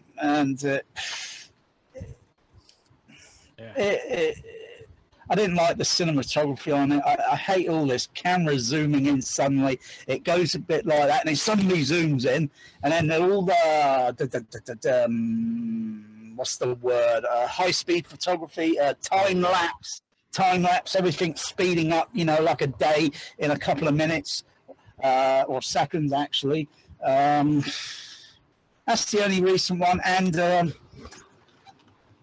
I can bloody go over there because I couldn't care less about playing that movie again. I only bought it because I want to try and see what this Limax does on the low frequency and all that. There wasn't any big deal there. Oh my goodness, what the fuck? I've got water all over this shit. Oh no. I took a water bottle out the fridge and it went everywhere. Oh boy. Shit's all over my LaserDisc player, I think, a little bit. Uh-oh. It's okay. It's control. Okay. All right. It's only water. This looks okay. You know, typical, you know, documentary. When Saddam, he lit up all the bloody whales and everybody were coming in all around the world to put it all out because environmentally it was killing the wildlife. You got oil mess everywhere. To them, they thought it would take years to put all this out. It took them 5 months to all the international countries to put this mess out. I vaguely remember it on the news and thinking, it's sad, you know. It's sad. But it's an okay transfer. No laser rot. The sound is dynamic. It's typical. But the end credits, you can barely read the end credits because of the resolution. You can barely read, you know, the end credits. It's very difficult, even on a large TV. Is that a PAL release or NTSC or? It's NTSC, and this is one of 2 pressings. The other artwork has got a different color badge and such. It's got no issues on it. It's got no fault. And it was cheap. I got this in the UK. It was cheap. Yeah, and I got Blue Planet as well. I wouldn't mind getting the other ones, you know, just for nostalgia. You know, mostly I got them on Warner Brother DVD. Blue Planet, Hell Columbia, T-Rex, back to the Cretaceous, Haunted Castle. That's before I started not liking IMAX because of what they did to the Empire Leicester Square up at London. They gutted it. You take a premier size auditorium that's big, and then they compress it down to a small size. And then they try to sell 2 brands of IMAX on one side, and on the other side you got a different brand, but it's like the same size screen or something. And it's just, sometimes they were playing the same movie in 2 different screens when they could have played it. Do it right, yeah. Yeah. Andy, are you okay? No, I'm still gutted even after 2013. There's not a cinema I can go into. There's not a cinema I can go to in the UK or travel to and watch a movie and feel not happy, but feel like that's been worth my day or something. That's worth the travel. But Yeah, they did it to the Chinese cinema. They didn't gut it entirely. You know, they didn't gut it and turn it into 2 screens. They just did that. A lot of our older theaters out here, they'd turn it into a 99-cent theater and turn it into 2 screens, put a divider wall right up the middle. But the IMAX Corporation is it must be worth a few billion net worth. Not a chance. No, Oh, okay. I'm serious. The IMAX Corporation is not a $1 billion company. They barely break even. They do not make tons and tons of money. Oh, all right. So maybe that's their excuse to go around other cinemas and slaughter it rather than building a new one, brand new, ground up. I don't mind if they do that. Yeah, back when they had they were mostly at museums and the original IMAX theaters around here. They were all in museums or aquariums or screens. Started in 1968, didn't they? Yeah, they were practically a non-for-profit company masquerading as a for-profit company. They almost didn't make it. That's the only reason we have movies in IMAX theaters today, is because they were running out of money to sustain themselves. Apollo 13. Come in, we have a problem. That was the first movie that was converted. And that drawed in the crowds. Yeah. And then they hungered for more then. That was the beginning of the end. Yeah. Yeah, it's kind of like, and now everything's like, they'll just brand it, or they'll film it 65mm, brand it, and then sell it. I used to like it, because it kept on its own side of the fence. It kept on its own side, and then things started to change. Slowly, things started to change, and everybody started branding it IMAX, because now they're using digital projectors. That's not the same thing. Come on. Yeah. Good times. Not really, but... what do you got, Seth? You got anything? Yeah, I've got some stuff. So all right, hit us. This one is actually, when you check on LDDB, you can check like, hey, is anything unique in my collection? This was the only one that showed up. I just got it in the via Slowboat recently. So it's the movie Late Shift. Oh my God, the Leno Letterman. How Letterman and Leno wanted to have the Tonight Show, and it says talk show here apparently. Yeah. Yes. So I remember seeing this on cable when it came out, and I remember Dave Letterman, which was on here in Sweden back then. He used to comment, "There isn't red." So where did magic go? From some guy. Where did magic go? I haven't seen that in ages. It was kind of weird. Probably decent. I don't know. And, then I've got some weird ass animation also. This is yes. I don't That's know so good. How to pronounce it. He's from the Czech Republic. It's Jan Svankmajer, perhaps. Oh, nice. Yeah. I haven't actually seen this, but I've seen parts of it, and it's like stop motion with a real live action girl, and it's really freaky. Probably they got stuffed animals, apple blotting, and stuff like that. Huh. He's done a lot. There's what's it called, the Voyager release with a couple other guys that do the same type of animation as he does. The Quay brothers, I think it's called. Oh yeah, the Quay brothers. Yeah. So it's very in that similar vein, but a bit more 70s-ish. So yeah, looking forward to this. I think this is actually on the Criterion channel streaming right now, because they have a bunch of weird animation films, like Fantastic Planets, and really also one called Paprika. I don't know if you guys know that one. Oh Chris, Is Criterion, Seth, is Criterion getting some sort of backlashing of sort on Blu-ray 4K at the moment? I have no idea. They probably made something blue. I know Spencer doesn't enjoy their encoding sometimes.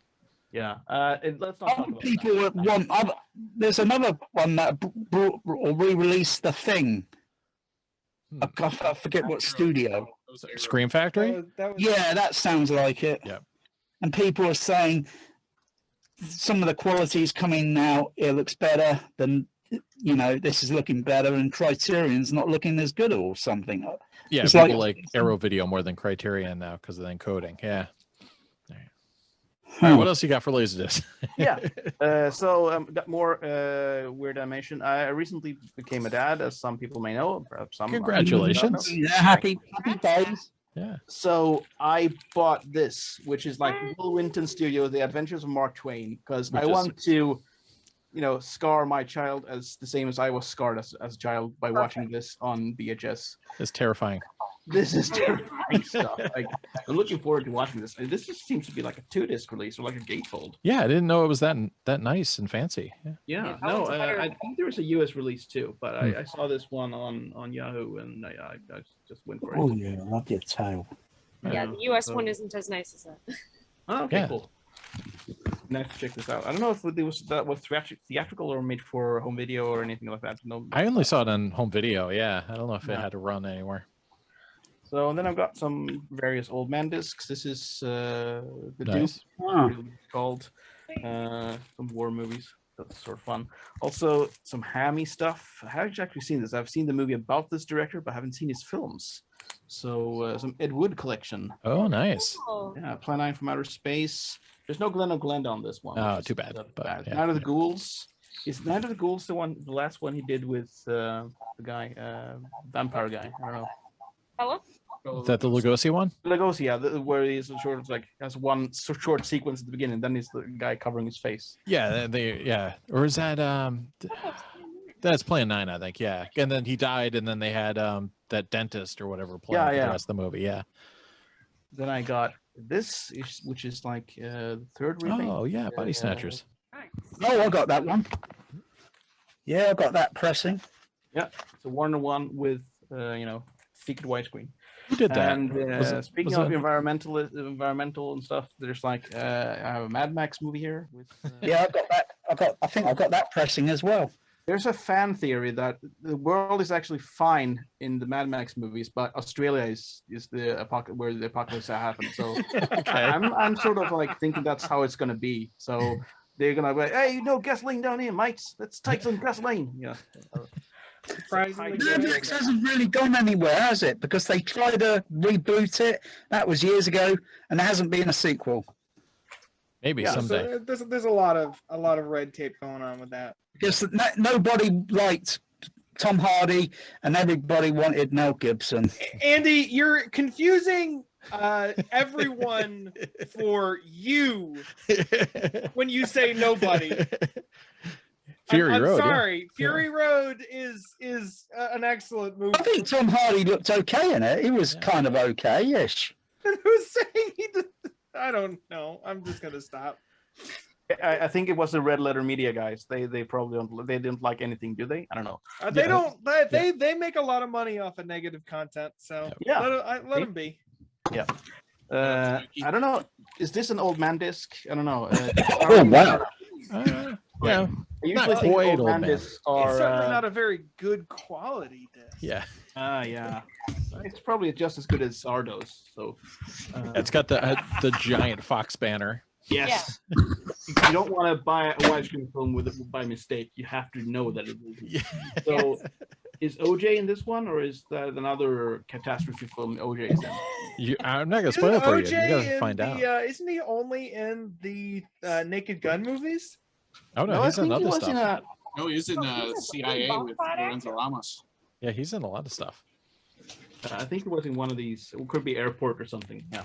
Or Poseidon Adventure. You're gonna have to find out. Yeah. Wait a minute. I looked up O.J. Simpson disaster movie, and the Towering Inferno absolutely came up. So. Spoiler alert. Oh, sorry. We were talking about it. I don't know. No, that's all good. Yeah, but now I know he's. Yeah. I don't know. 20 million miles to Earth. Ooh, some Harryhausen. Harryhausen. Wow. Andy's showing off the re-release of Towering Inferno. The THX. Oh yeah, and he's got the good one. Ah, there's a good one of Towering Inferno. Oh yeah. Nice. It's too hot. We better shut it off. It's got the sticker on it and everything. Oh yeah. And Steve McQueen. Oh yeah. My dad took me to saw this movie. I don't know why. I think he might have been a Steve McQueen or Paul Newman fan or something. But oh wow, what a movie! Wow. Well, now I need to upgrade my copy. So. Yeah, you gotta get another one. I don't know. Maybe there's something a little bit different about the first pressing. with the sound mix. Yeah, it could be. Yeah, it should be Could be. good. Have to ask Yeah, ask Spencer. Spencer. So 20 million miles to Earth. Is this really Harryhausen or is Yes. it not? Yeah. Yeah, I think that's Harryhausen. Yeah, It okay. is Harryhausen here. Nice, it's a Pioneer. I like their that kind of marbled banner they did on those Pioneer Special Editions at the top. Yeah. Pretty cool looking. Yeah, The it's- stone. Classy. Yeah, Yep. yeah, exactly. It's classy. It's kind of like Elite. It has sort of that sort of same sort of font. Kind of Yeah. like some of the letters are the same. So the E in addition is sort of like the Elite. Yeah. Yeah, people know you're not a dirt jabroni when you roll Yes. up with the Pioneer Special Yep, Edition. Yep. And I got this. Oh, I creature. love I just got it for the cover, more or less. Yeah, that's awesome. Yeah, the local art house theater actually ran this in 3D from a DCP recently, and they actually have Dolby, what's it called? Dolby 3D glasses, which is Oh, wow. much better than the Anaglyphic. other Red and blue. yeah, like real 3D or whatever they're called. Oh, But yeah, I yeah. didn't have a Real chance 3D, to see yeah. it. Yeah. Then I got a what were these called? Like Oh, Stealth AC3? Stealth AC3 with Jennifer Beals in Flashdance. Nice. I saw a pan and scan version a couple years ago. Didn't like it, but the audition is pretty cool when she needs to drop the needle again. Yeah. it. And it's got Lee Ving from the band Fear in it, so you know it's good. And then I got this. Oh, you got the box. Rotarian effects. Nice. Yes. I have the sequel. Which is the sequel? Is it In Like Flint? Is the sequel? I think in like Flint is. Yeah. Yeah. I think So so. I have the Yep. sequel on the US pressing, and then I want to see the first one, so I got the box set. So, is there anything other thing that's special with the box sets? I think it's just a nicer, newer transfer. It's pretty much the same one they had for the US DVDs. Nice. Yeah. All right. Yeah, so So it's then I saved Those are the nice. best for last, which is Mats Helge Olsson's masterpiece, The Ninja Mission. ooh. It's Swedish Rotarian. I think I actually have a duplicate of this somewhere in the United States hiding and waiting for me. But I I don't was know. just gonna say, Seth, I have a copy of that sitting for you. Yeah. Well, it's okay. It's okay. I can have two. It's always good to have doubles. And then I can play side A in one player and side B in another. Yeah, perfect. Oh, yeah. Sync I it don't know up. if the condition. This one is really minty, and the OB is there. I don't know if the OB is on the one you have. It This is. one also has a sticker that says "Use disc." So Ooh. this disc has been used. It's I don't know in official. what way they've used it, but it's been used. Have you watched So it yet? apparently this is a really crappy ninja movie with I think it's basically just Swedish actors speaking bad English, or if they're dubbed. But yeah, it's gonna be So nice. a really to see. I think good it's in- ninja movie. Yeah. Really good. Is it a good ninja movie? That makes it good if like they're speaking poor English and everything. Yeah. Ah, all right. Well, that was it for my pickups. Nice. Sweet. All right. Chris, you ready? Yeah, I was born ready. All right. Let's do it. So, I mean, as I said on the last podcast, I don't buy a lot of LaserDiscs these days. He just says because as he I've run out of lifts this sound. Yeah. as you giant look this pile. stack. Did I show you the? I mean, this is all because I mean, you mentioned in your pickups that Luke has been exchanging discs back and forth. So I Yes. got a big pile of weird nonsense discs from him that are specifically for me and me enthusiasts. But I did pick up these AC3 Oh, nice. remaster of Singing in the Rain. Some Whoa, my what the fuck? mortal enemy cut the corner Yeah, you off, got a clip. Yeah. and I'm going to find them and say mean things about them in front of people they care about. Yeah. It's a gorgeous jacket otherwise. Yeah, it's a gorgeous jacket. The sound mix is a mess because it's a 1957 optical mono, no 51 optical mono track. Yep. So it's not exactly a winner on the sound front, but it's got a nice picture quality. I've seen the movie a million times. It's a good disc, and I paid I think like $9 for it, so I won't complain. And then really the rest of my pickups are all technical, like tune-up and audio-video mastering discs, like setup discs that I got from Luke. I got the Dolby surround nice. special. I don't even know what's on this disc. It might be a calibration thing. It might just be one of those discs where they explain Dolby Surround to you. Yeah, I haven't seen that one yet. He sent me a few of the other ones, but what I think is interesting about this one is that it's put out by NEC, the Nippon Electric Company, and it's from the NEC Avenue releasing company that I've never heard of before. And I'm just I'm kind of a low-key NEC fan for the work they did with the PC Engine. If anyone's familiar with the PC Engine game console, TurboGrafx 16, they were behind that. This one is just this huge Sony branded Dolby Surround setup disc. That one I've seen. That's good. This disc just looks rad, and with the Obi, it's just like, wow.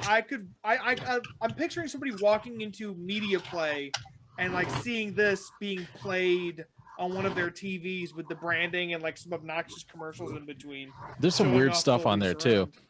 Yeah. It says the Dolby Surround system, currently the most talked about amongst audio-video fans. More than 70 hardware systems with sales already exceeding 600,000 units are being tuned out by 25 domestic and foreign manufacturers. And it's just full of ad copy, and it's so silly.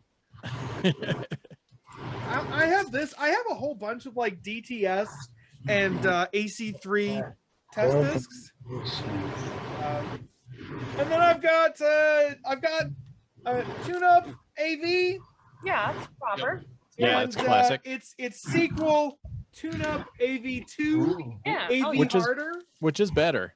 Yeah. And the nice thing is that makes a good double feature. So yeah, what I really like about just the plethora of these discs, the THX disc, the Video Essentials series, is that there seemed to be, and I'm speaking not from my perspective. I was born in 1995, but I'm speaking from my experience buying these discs later. That there's a big push for proper audio-video presentation amongst LaserDisc enthusiasts. There were a lot of test discs and calibration discs and tune-up discs, and you can tell that there was a market and B, people willing to put these things out to improve video quality on the format. And yeah, I know it was a small community. Is somebody using their vacuum in the background? Good Lord. I was close. Okay. I was close. Yeah. But you can just tell there was this big push to make things better for the LaserDisc enthusiast. And I know that there are the equivalents of your tune-ups and your Video Essentials on DVD. There's not a lot of them out there, though. I haven't seen a lot of them in my travels. And then with Blu-ray, there was maybe 2 or 3 calibration discs, and you had to really dig into the deepest corners of the internet to find them.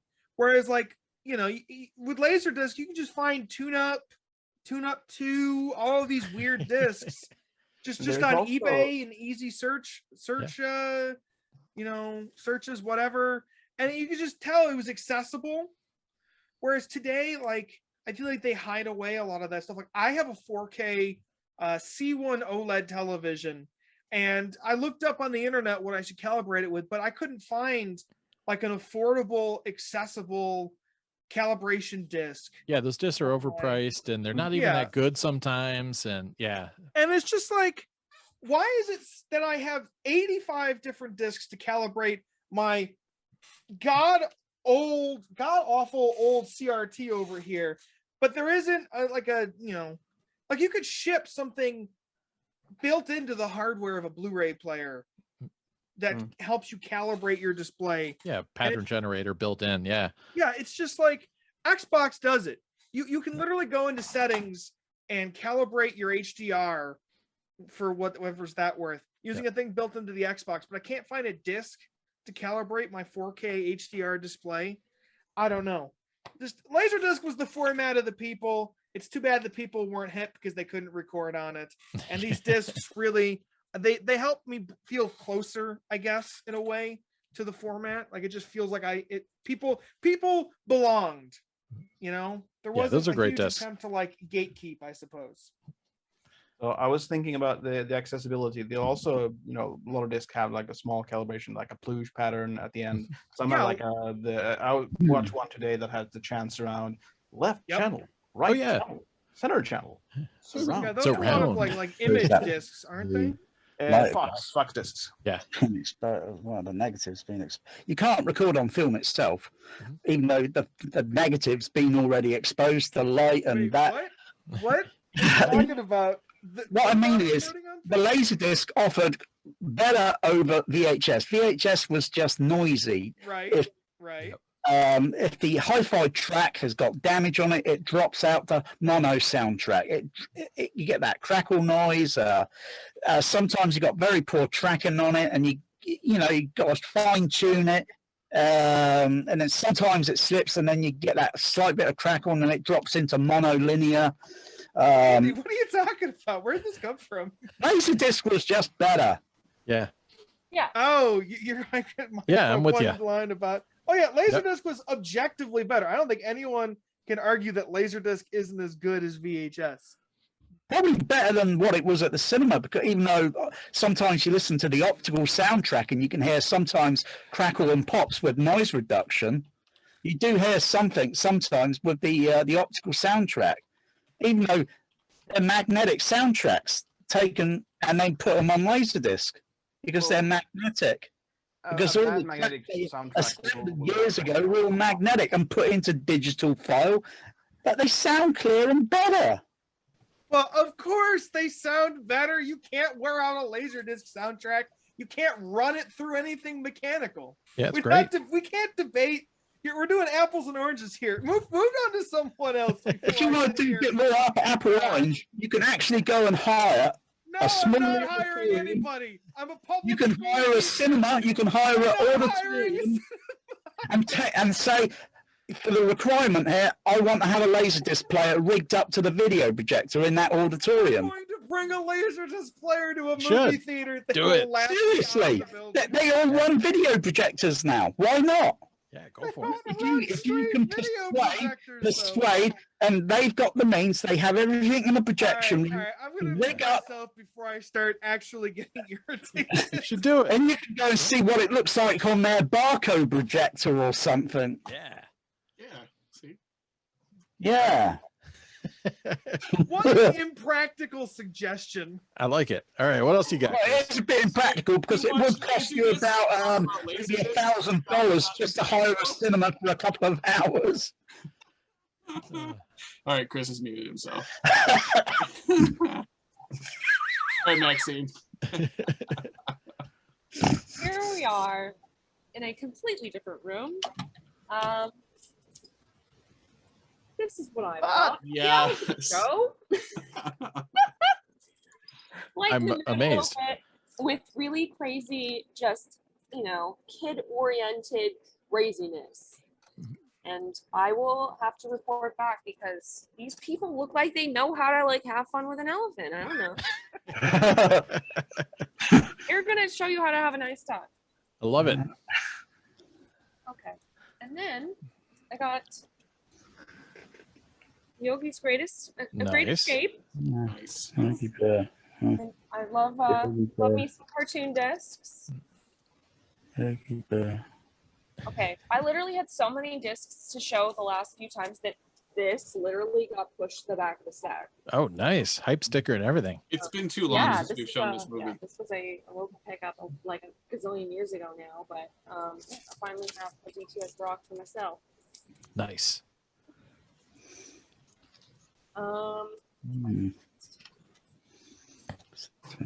Wait, why do I know that? Slam Dance. That's the 1980s, isn't it? It has Harry Dean Stanton and Tom. I never say his last name right, but he's Tom Hulse. Yes, he's from Animal House?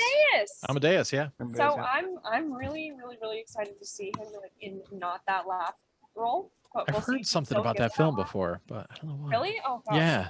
Okay, I'm excited. I don't know. He's the voice of Hunchback in the Notre Dame film. Sure Yeah. is. I Good got, point. I got this strange. Oh God, the '90s Pinocchio. Oh wow, Jonathan Taylor Thomas, right? that's But, like, terrifying. It's so scary. It's like I don't know. No. Oh, there we go. Are you Yeah. getting his face? Yeah. Are you getting his face? Oh, nice. Looks like Heaven's Gate. It's so scary. It's so scary.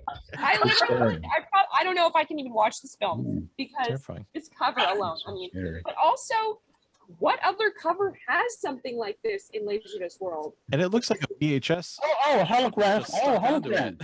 it. But it's Oh, like hologram. how's the what is I that? think that like the Lenticular. VHS Lenticular, yeah. Like They have That's what I'm saying. It looks like a leftover sticker from the front of a VHS just slapped onto the laser. This should be like a freaking GIF on. So stupid. Like, what is terrifying. this child like turning with this man? He's like holding the man too. It's so weird. He's embracing. Oh yeah. You didn't get enough there. It's a damn gatefold. So Holy crap! Plays What the guy is this with the book? hook. Yeah, Captain Hook's in there. I seriously have no clue. I've not seen this ever in my life. Never even heard of it. Here we get the the good shot scene right there. There's all your hit moments. Oh yeah. God, this is nightmare fuel. It's nightmare fuel all the way through. So keep eyes Oh out my for God. this cover you've ever seen, guys. It is the only lenticular laserdisc I've seen. It Yeah. may be. I'm very curious to see if there's another one All right. because that is wild. Like what Ryan even? has the sequel, Pinocchio's Revenge. It's a sequel. And because I have brain, we're taking it to the wall. Oh, okay. I have brain. I like it. Documentary, nature. I have brain. I'm dying over here. Oh, Isn't it? yes, neighborhood. I think this is. Oh no, it's 92. I thought it was like later. Wow. I have never seen this movie. I've seen the cover before, but Jeff Daniels, obviously. Can't go wrong with Jeff Daniels. What else we got? Yeah, you can. No, right? oh god. Okay. Oh, the raisins. This is a crossover one, which I'm actually kind of Oh no. excited to see again, but Ooh, we're in winning. a different place. But this Christmas gift one is actually on another animation disc that I watched. That I think Festival of Claymation, something like that. But this is honestly a Oh, I've seen that. Yeah. fabulous one. Uh-oh. If any Oh no. things as good as this one, then I'm really I have unstable internet. Uh-oh. Okay. Oh, Amsterdam. Nice. No, if any- Your laserdisc collection seems very in order. It's in very good order where I can hardly reach my laserdisc on my shelf. Yours is in more order. You could move it to a lower shelf, Andy. I got some items in my bedroom I like to sell to make, Okay. but I have to say it's very, very neatly in order. Oh, the movie. Oh, sweet. yeah, I don't know. I think is this late? I have no idea. It might This be. might be a late release. No, it's I not. don't think. I think it's Ah. early '90s. Yeah. Bummer. But I heard there was like a new Tom and Jerry movie, and I was like, well, what is this one? Yeah, a So- couple of months ago. Yeah. I heard that movie. Yeah, wouldn't that be CGI? Yeah, it was all CG. This is the making of double feature here. Oh, that's from sick. Cody. Oh, Life Force. Oh, wow. Yeah, this looks really Nice. cool. Yeah, that's a sweet find. And I have some Oh, wow. swag. Oh, sweet. Nice. Oh, And damn. this one is cool because basically it can stand this way and then be Pioneer on either side. But it's from the private collection for like all of the, I think it was a sound moment that they had where it was just, I don't know if it was Japan only, but it was private. So Yeah, maybe check you never that out. heard of it. It was If you one- don't have a members only jacket, you can't even buy that. I can't even buy this. Oh my gosh, good thing I have a members only jacket though. You're good. Yeah. Maxine, do you have any leftover Pioneer LaserDisc swag? I would love to just throw some. Well, you know, we can have a conversation. Yeah, I may hit you up someday when I'm not working for the summer. It's good. Right. Okay. And I have a book. Should I save it for the book? I think I will. I'll save all it right. for the book. All right. All right. Cool. All right. That's what I got. I'm gonna. What do you go got, to Seth? bed. You're gonna go bye-byes? Yep. Yeah. Okay, so I please. want to It's a show my pleasure. bootlet. What do you say, Chris? So it was a pleasure to finally like be in the same actual speaking and seeing your face versus group chat. Likewise. I hope I can stop by like a quick way in this like this. Yeah. Well, it's been fun, and hopefully I can stop by some more and enjoy the rest of the show. And Should be like Huey's Take Playhouse. Daisy and off just gonna then. knock on the door. Yeah. Enjoy your early morning. Yeah. what do you say, Maxine? I didn't hear that. Oh, it should be like Huey's Playhouse, and you knock on the door, and it's Seth, and we just let him in. Oh, Seth is here. Yeah. Today's You're like magic word is AC. Cowboy Yeah. Curtis or one of those characters. Bye, everyone. So, Bye, Seth. It's Sandwich Seth. He's here. All right, Ryan. You didn't want to do any hot topics, or you want to go into the physical stuff? looking at my watch here. Yeah, let's do a couple. Let's do You two. want to do some? You want to do two One or hot two. topics? Yeah, let's. One is a little more tech, and of course we don't have Peter or Big Bill, but there's been a lot of focus on the Extron DSC 301 HD lately. Oh.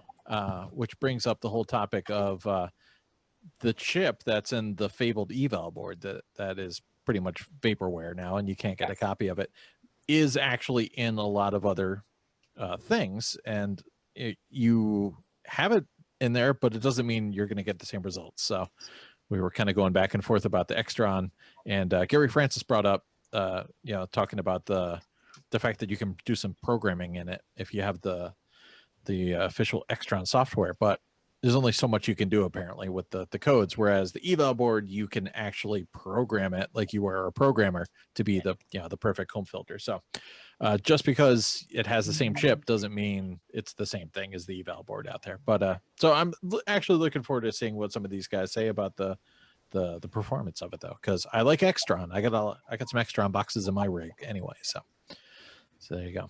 Sam, you gotta warn me before you bring up that kind of talk. My CRT is scared. Yeah, you want to get an Extron box and get a projector instead? I've got a projector for sale. It's 4K. Oh, there you go. I Bam. wouldn't have anywhere to put it. I have a city house, so. Yeah. And what else is new? We talked about Peter's anamorphic lens the last time. Oh, I missed that discourse. Yeah, he's got a panamorph now. So I mean, I saw it on 4K. Those lenses are a rip-off. so once you get your new projector, Chris, you can get a panamorph. No. They're a rip-off. I'm gonna Oh, do they're so whatever cheap, you though. do. Yes, they are. Yeah, they're only like At what, this point, $8,000? Andy, I'm gonna do whatever you say I shouldn't do, just to see how you react. You're gonna have to throw me in the litter box. They're 8K though, so get ready. This. All you need is a cheap or anamorphic cinema lens. Just deassemble it. Deassemble it and take the optic out. That's all you need. All right. I need to get out of You home need the video. optic. I'm selling all of my home video. I'm out. I can't compete. You should do it. Best content I've ever Oh, that's awesome. seen. All right, who's gonna come collect my entire home video library? Heavy. That's the new topic. Let's go. Oh. Do some reps. Oh. What else is going on in LDF? It's mostly about people showing off things, and We're starting to get That's the cool. I won this post. Where, like you paid money for something, but you don't even get it yet. Like, good luck. so then we're gonna get the post of here's the box, Yep. and then oh hey, I'm spinning this finally. It's like one post is more than enough. 99% of the time, everybody's what we posted anyways. I want it. It's coming. Again, you think about it, guys. You talk about that anamorphic lens, right? That would cost more than my bloody video projector. Oh yeah, the You know how much an actual cinema anamorphic lens would cost for a lot less than the projector itself. A projector in the day would be about 35 grand. The lenses would be a few hundred or several hundred. Oh yeah. They look at the market thinking home theater, home cinema is a luxury. It isn't a luxury. Anyone paying a few grand for a thing that's just got optics in it that are so basic now. Oh, please. You're getting ripped off.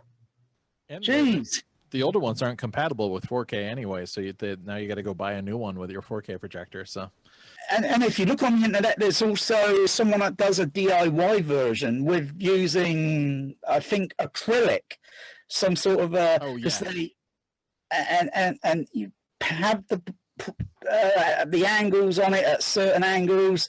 Put it in a little wooden cheap box. Bam! You got an anamorphic.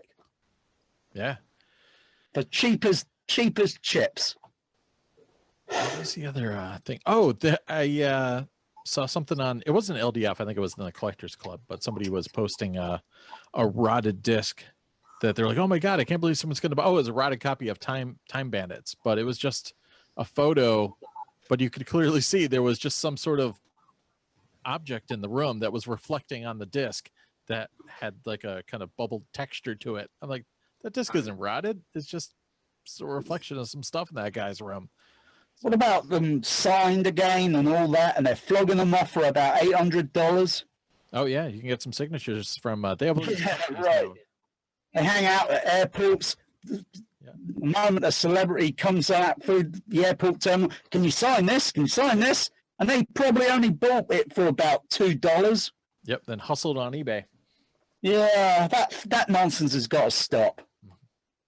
People keep paying it. Yeah, I don't collect autographs either, man. What about you, Chris? Do you go to conventions and get autographs for a year? I have never been to a convention before. What? Never been. Never been to one? Literally never been to any convention. Impossible. I have. Anime? Really? Never? Yeah. All that anime. I would never go to an anime convention, Maxine. Come on, cosplay time. I am the type that, unless somebody asks me, I will not bring up my anime collection. I'm not ashamed of it. I just don't force it. I don't foresee it as a huge part of my personality. It's a huge part of my LaserDisc collection because it's something that I'm interested in. But I wouldn't go to a convention because I wouldn't have a place in that convention. I've never been. I've gotten a few albums signed at concerts. Other than that, never been to a convention. Not planning on starting to go to any anytime soon, I guess. There's one in my state this weekend. You can come out to the Mohegan Sun. I do not want to catch COVID-19. I've only been to a convention once, and I even had to run back home because it was only local, the convention. I saw that guy from Admiral, what's his name, that was in the Empire Strikes Back. Andy, turn down your microphone. Just go into Windows and turn it down. Oh, what do you Sorry, I'll talk a little bit quiet. This was signed by Jeremy Baloch, but this is personal to me. I wouldn't say it. Yeah. I don't buy LaserDiscs just because it's got someone's signature on it.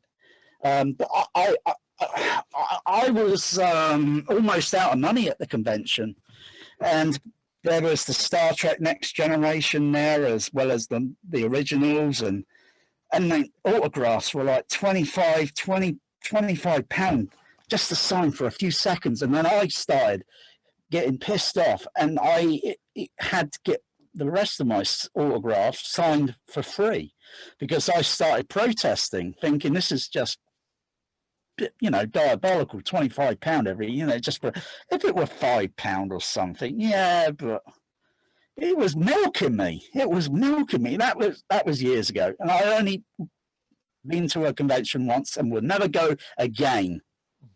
I will never go to a convention again because, oh dear, it's nice to see them, but you'll get burn a hole in your wallet by the end of the day. Oh yeah, it's expensive just enough to get in, and then you have to stand in line and pay for each autograph, and yeah. I paid £50 for the fee to go there. I paid 50 for the fee, but damn, they are expensive. I've seen some people signing too. They don't want to sign. There's like a fee if you want them to sign your personal objects. Otherwise, you got to buy one of their books or something. Hello. Hello. Hello. Welcome. Who are those guys? Just some laser guys. Oh, we got a laser clinic. Hey. Bye, guys. Bye, Love it. guys. Bye. Bye. Have fun. All right, you ready to get physical? I think we get this. All right, I got a box that I didn't show for the LaserDiscs. I got a HQV IDT little box, a little noise reduction box.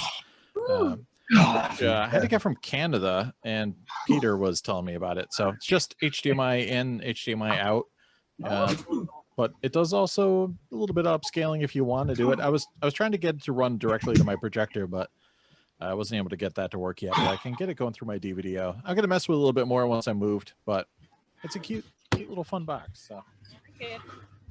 And got a couple Blu-rays. I'm not really collecting that much anyway. I got a screener of Quiet Place Part 2. That's rad. Yeah, so I was psyched about that. And I did run into Barnes & Noble and grabbed a few Criterions. Grabbed the long version of Wim Wenders' Until the End of the World. So I've never seen the full cut before, so... I will talk about that movie in our recommendations because I have a specific thing that I want to talk about. Sci-fi. Max von Sydow, right? Yeah, that's you gotta get it. Not quite just Max von Sydow, but yeah. And also got the extended cut of Betty Blue, which I just have the theatrical, the shorter cut. So I want to get that. I don't really like I like the original poster art better than it's just the original poster art. Original poster artwork sells. Yeah, that's how I like it. And I grabbed McCabe and Mrs. Miller just because I hadn't had a copy of that. I still have the LaserDisc, of course. I'm not going to get rid of that, but I want to get that for the extras. And the Parallax View I grabbed as well. Fantastic paranoid. Yeah, good conspiracy. Yeah, good stuff. I swear there was another one, but I don't know where it is. I had a couple books. Vinny sent me a book, Breaking into Song: Why You Shouldn't Hate Musicals, because apparently I talk shit about musicals too much. So he sent me this. So I guess I'm gonna have to read this and reassess my lack of interest in musicals. And Grease too. So all right, Grease 2 is musical. All right, I'll think about it. I do like Grease 1. Yeah. Grease 1 is good. Yeah, I'll have to reassess Grease 2 after I read that book. Maybe not. Yep. Maybe not. Yeah. Maybe. And Chris will appreciate this. This is the weebiest book I've gotten in quite some time. I got a kanji book, so I can. Oh God, kanji! No, kanji. Get it away from me. Yeah, it's brutal. 6,000 symbols at the intermediate level. No. And then they mean two different things depending on the How you context. say them. Yeah, Fun the is some. context. Yeah. Japanese is such a nightmarish language for an uninspired learner like me. I can't imagine English. There's so many theirs. So I got my little workbook. It's got little spaces where I could practice my strokes and do all my kanji. So yeah. Listen, we don't need to hear about you practicing those strokes, Sam. And it's got a faux anime character on the cover there, so you know it's like Yes, I need to get back into my studies. That book looks excellent. Yeah, it's actually fantastic. I actually tried to find a good kanji book at Barnes & Noble, but they really didn't have much, so I was disappointed. And do I have any vinyl? I think I only got one vinyl. Yeah. Skeleton Witch Beyond the Permafrost. Yeah. This is part of that Gimme Metal vinyl club. Incredible. Yeah, love it. I think it's like hold on. Since it's my only record, I'll pop it out. Oh my gosh. Yeah, it is. It's like a smoky kind of thing, if I remember correctly. I know it's not. It's just kind of like a grayish blue kind of thing. So very skeletal. Sweet. Yeah, it's nifty. I buy myself a Technics turntable. Ooh, which one? A first in, because I've only got a small handful of LPs. A small handful. You've probably got a bundle, right? I got a bunch. Not as many as Ryan though. That's all I've got. That's all I've got. Not a lot. Not a lot here. You know, Star Wars, original Star Trek, Top Gun. You know, bloody Top Gun. Jesus fucking. I mean, that's £38. No, 20, 30 pound, £30 on new LP. And this probably only cost me £5 when I bought it. Why are LPs so damn expensive now? It's a racket. Nope. Oh, yeah. Yeah. All right, what do you got, Ryan? I think that's it for me. Yeah, I'm out. All right. I do not have any records this time. Which what? How's that possible? Actually, probably. Well, there wasn't a record store day, and there's nothing like I was really keen on picking up. So maybe next time. Maybe not. We'll see. The big dick rocket guy in the sky had a sale on some 4Ks, so I picked up Collateral. Ooh. With slipcover. All right. I just have the Blu-ray, so I'm slumming it. Yeah, I've only got the DVD. This one didn't have a slipcover, but Requiem for a Dream. All right. And then I got a few other things. The Wraith. Nice. Very good. Undercover Brother. High quality. Oh, yeah. The Tuxedo. Wow. This is an excellent film. Yes. Cool as ice. I'm so glad you have. Do you have that? Ice, baby. Nice. I finally got a copy of Fat Man, which highly recommended. All right. And then I had picked this up in my travels on super clearance, a nice shitty horror 6-pack, which you can't ever go wrong if you get 6 horror movies for less than the price of $1 per horror movie. This one was $3. So, and then our friends at Vinegar Syndrome were like, "Hey, Ryan, you want some more stuff?" Did you have to pay for it? Oh no, they just send it to them now. It's sponsored. Yeah, we're sponsored by Vinegar Syndrome and Optimum Triple IPA from Sierra Nevada. But anyways, I got the partner release Prospect, and this is the one with Pedro Pascal in. That movie owns. I love that movie. And it's a 4K, so not that you can tell by all of what I just did, but eventually you get to the 4K. So really cool release. And it's got the limited like slipcover, and it also has the sweet trading cards. Nice. Which it's weird. There's just like a packet like of trading cards, which I don't think Vinegar Syndrome's ever done before. So it'll be interesting to see how it's received and how soon I lose it because it doesn't fit in the package. But kind of cool thing. Nice. Oh, we're jamming over there. You got Andy, mute yourself. We had He's to mute rocking Andy out. so we don't get the copyright strike. Yep.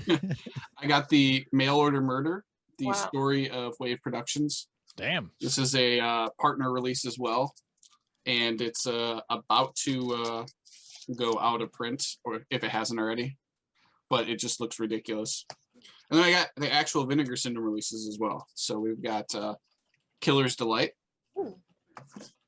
The Lamp, which looks amazing. I'd never heard of, but a really cool slip. And then another really cool slip, Through the Fire. Yes. That's awesome. Really cool looking. So shout out to Vinegar Syndrome. It's been like, a whole like couple of weeks or something. So Is that like a faux kind of like damaged slip, or is that? yeah, it's got the faux like charring or like scoring. Yeah, that's cool. Well done. Like and it's glossy, so it looks really cool. It pops. So yeah, I don't think I had anything else because there were no record store days or anything crazy. So yeah, we'll wait till the next one. Yep. Black Friday. Yep. What about you, Chris? Yeah, what do you got? Oh God, I forgot I was still part of this. This was going. We're in the group chat on the Facebook talking about the podcast and just behind the things. I got a couple of things. I'm going to keep it brief. So again, Luke, friend of the show, Luke is just been absolutely wonderful to me over the last few months. He's really one of my weird Japanese LaserDisc benefactors, has been for years. On the last podcast, he showed off his Japanese pressing of Men at Work's business as usual. Hmm. And then without saying anything, he sent it to my house. Oh man. And I don't think I've ever been so shocked to open up a surprise package than I was. I have listened to it several times. It's such a beautiful record, and it's just great to have. It's the only record that I got a couple of records. I got a backlog of like albums I need to buy. But I'm just working on it. I picked up the 4K Blu-ray of Scott Pilgrim versus the World. Oh, nice. It is Gorgeous. It's a gorgeous movie. It's a beautiful, like, it's almost like a pop punk movie. If I had to describe it, it's like Power Punk, the video game, the movie. It's a good time. It's a good 4K Blu-ray. It took a long time to come out because they pushed things off for a while because they wanted to coincide it with the 4K release of the movie in theaters, blah, blah, blah, blah, blah. But now it's here, and you know, it was only like $20. And this movie rules, and it deserves a whole lot more love, I suppose. It's fantastic.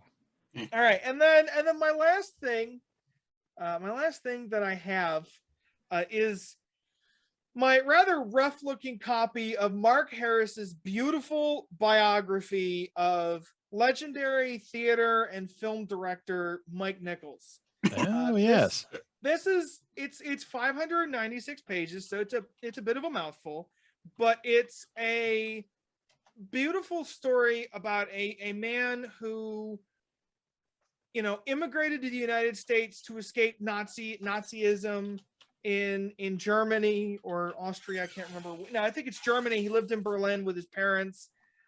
He kind of decided at one point that he was going to be an actor. He didn't really work out so well. He ended up forming a comedy routine with his lifelong creative partner, Elaine May. He goes on to direct theater and kind of revolutionize how comedies were presented in the 60s. And then he translates that to film in the mid 60s with Who Framed Virginia Woolf. And then The Graduate kind of resets youthful expectations for what the movies could do. And he never really quite hits the same highs, but he works consistently through the end of his life in the 2010s. And it's a beautiful story about somebody who just wanted to make people laugh and connect with people and connect with actors and actresses. And you could just tell he's a true creative artist. And Mark Harris also has written two other excellent books, one on the filmmakers who came back from World War II called, I believe it's Five Came Back, or Those Who Came Back. And then there's Pictures at a Revolution, which is on the 1967 Oscars race. And he's one of my favorite film authors. He's got such a beautiful prose, beautiful style to constructing that work. This book, when I ended it, you know, when I reached that last page, I was just like, I just kind of stewed in its conclusion and its vibes. And I had a really good time reading this book. If you like human drama, not someone, you know, he didn't direct action movies. He didn't direct science fiction pictures or whatever. He directed very grounded human comedies and dramas. He's very proficient. And I really enjoyed this book. And that's all I got for non-LaserDisc pickups. Nice. You got anything, Max? Oh, you got it. I got the book. Excellent. Sam showed this fabulous book and said, "Oh, this is something you need," and I completely agreed. And now it's here. Fantastic. I am really excited about this. This is right up my alley. Just random business about telling you about how lasers works, and that's my favorite type of book. Heck yeah. Technical books. I have so many of these weird technical books. It's very, very exciting to have this. So I'm super shout out to Sam. He's cool to show this. That's awesome. That's nice. Yeah, it looks good too. No library stamps or anything, right? Yeah. Clean, beautiful, crisp copy. And yeah. it's a little bit both, I guess you could say. Not But too bad though. Yeah. No, I mean it's just gonna go. It's gonna go on my shelf, so it should maybe come out a little bit. Yeah, considering it's been 1984 and nobody's probably thought about these books since then. No, for real. Like I mean, literally the '84 edition, and there's never another edition. The team got together at 85 and they're like, It's like, that was a lot of work. let's not do that again. Yeah. We added digital audio. Yeah. I think that they probably just realized that they could just do like how Image did, where they just put a bunch of freaking photos and they're like, let's do that. Like, Yeah. skip all Everybody the agree? working. Yeah. Because this Oh, is that's very awesome. this is wordy. This is super wordy, which is exciting though. I have several books, like one that's like understanding, which I'll do this because I have that's cool. actually what I've been reading, is the understanding audio and video, which I only discovered its existence from looking through a catalog and seeing that it was a stocking stuffer suggested by Pioneer. Really? Yes. So, and it's literally a stocking with the book like sticking out, and I was like, I will look for that book. And so I've been reading that one. It's really fascinating. A lot of just different technical terms and things, where it kind of starts with the audio side of things, because a lot of people who like in the year that was written, you're kind of like learning about LaserDisc as a format and just kind of coming at it from an audio perspective as an audio file more than a video file, because of the concept of it being very new. So Yeah. then they get to the audio or the video later. So looking forward to their idea of what your ideal setup should be in those years. Yeah. In the early Yeah. years. That's cool. Pretty crazy. They have some little diagrams that are just wild. They're like where you're gonna put your giant speakers, and then your TV that's like disproportionate in size to the speakers. Yeah, like it was the Wild West back then. That's great. Yeah, I love it. I love it so much. So very excited on this book. But I can talk about a movie that I almost finished on streaming that I have feelings about. That was also sci-fi. That's Ooh. of interest. Is it an official recommendation or? I don't know if I could recommend. Oh, okay. It All because, right. Yeah. I have feelings on it, but it stars Bruce Willis. Okay. I honestly feel like the name was so not memorable, but it's a Netflix 2021 movie that stars Bruce Willis. It's science fiction, and I think it's like Cosmic Sin or something really like weird. Like I have no idea, but basically. This was supposed to be my whole time. I couldn't even finish the movie because the whole time I'm looking at the screen. It says this is set 504 years in the future.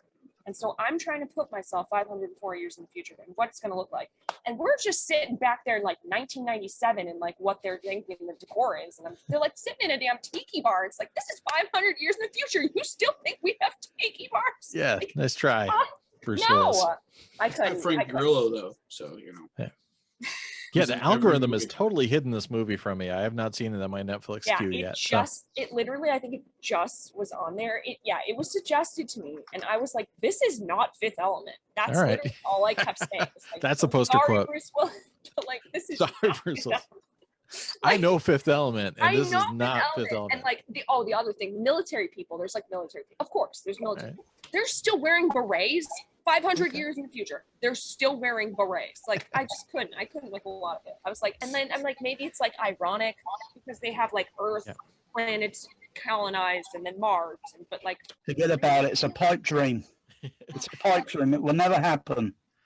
I'm sorry to bust your bubble, everybody, but Star Trek, Star Wars, all that, it will never happen in our future. We're here to stay on this planet. It's like Charlton Heston said in Planet Earth, we're here to stay. You get a grasp of that reality, or you'd be better or dead or whatever, until they realise where they are. But no, we can't survive space travel. Our lifespan is only 100 years or less. We wouldn't survive the journey. So we will have tiki bars then. Yeah. There you go. We're here to stay. We're here to stay. Cryogenically frozen in time for tiki bars. For tiki bars, yeah. Well, God, I'll be worried about being frozen. What if the mechanism fails? You'll be brain dead. Well, it'll be idiocracy then. Yeah, exactly.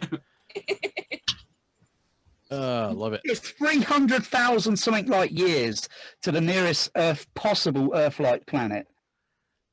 we don't know if the water is fresh. We don't know what the vegetation's like, the insect life, if it's poisonous, toxic. We have animals and insects that are still toxic on this planet, lethal.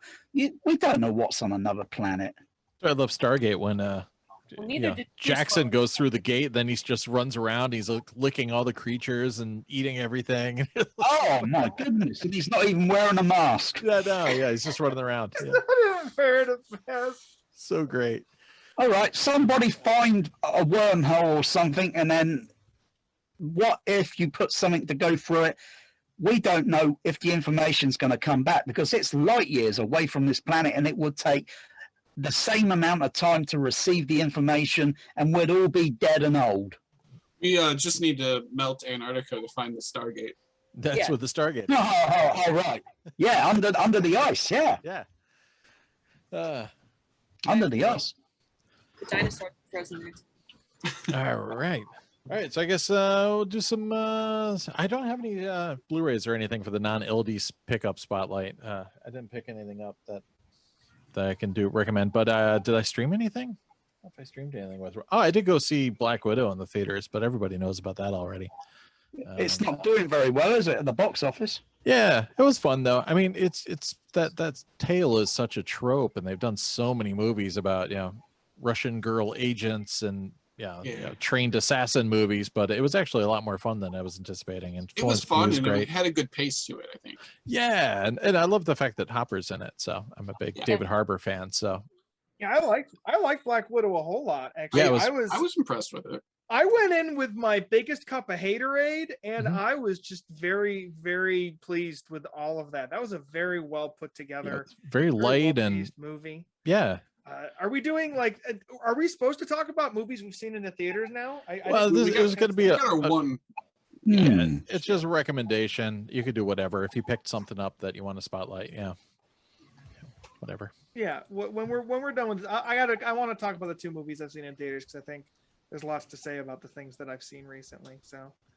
And I guess I'll give a shout out to Canadian skateboarding Andy Anderson too. I'm plugging for him to win the Olympic Park competition next week. So he's like my favorite skate. He's like the Cliff Burton of skateboarding. He's just like an alien from another planet, and he's fantastic. There's some nights I'll just watch 8 hours of Andy Anderson videos. So I'm hoping he takes the gold. So there you go.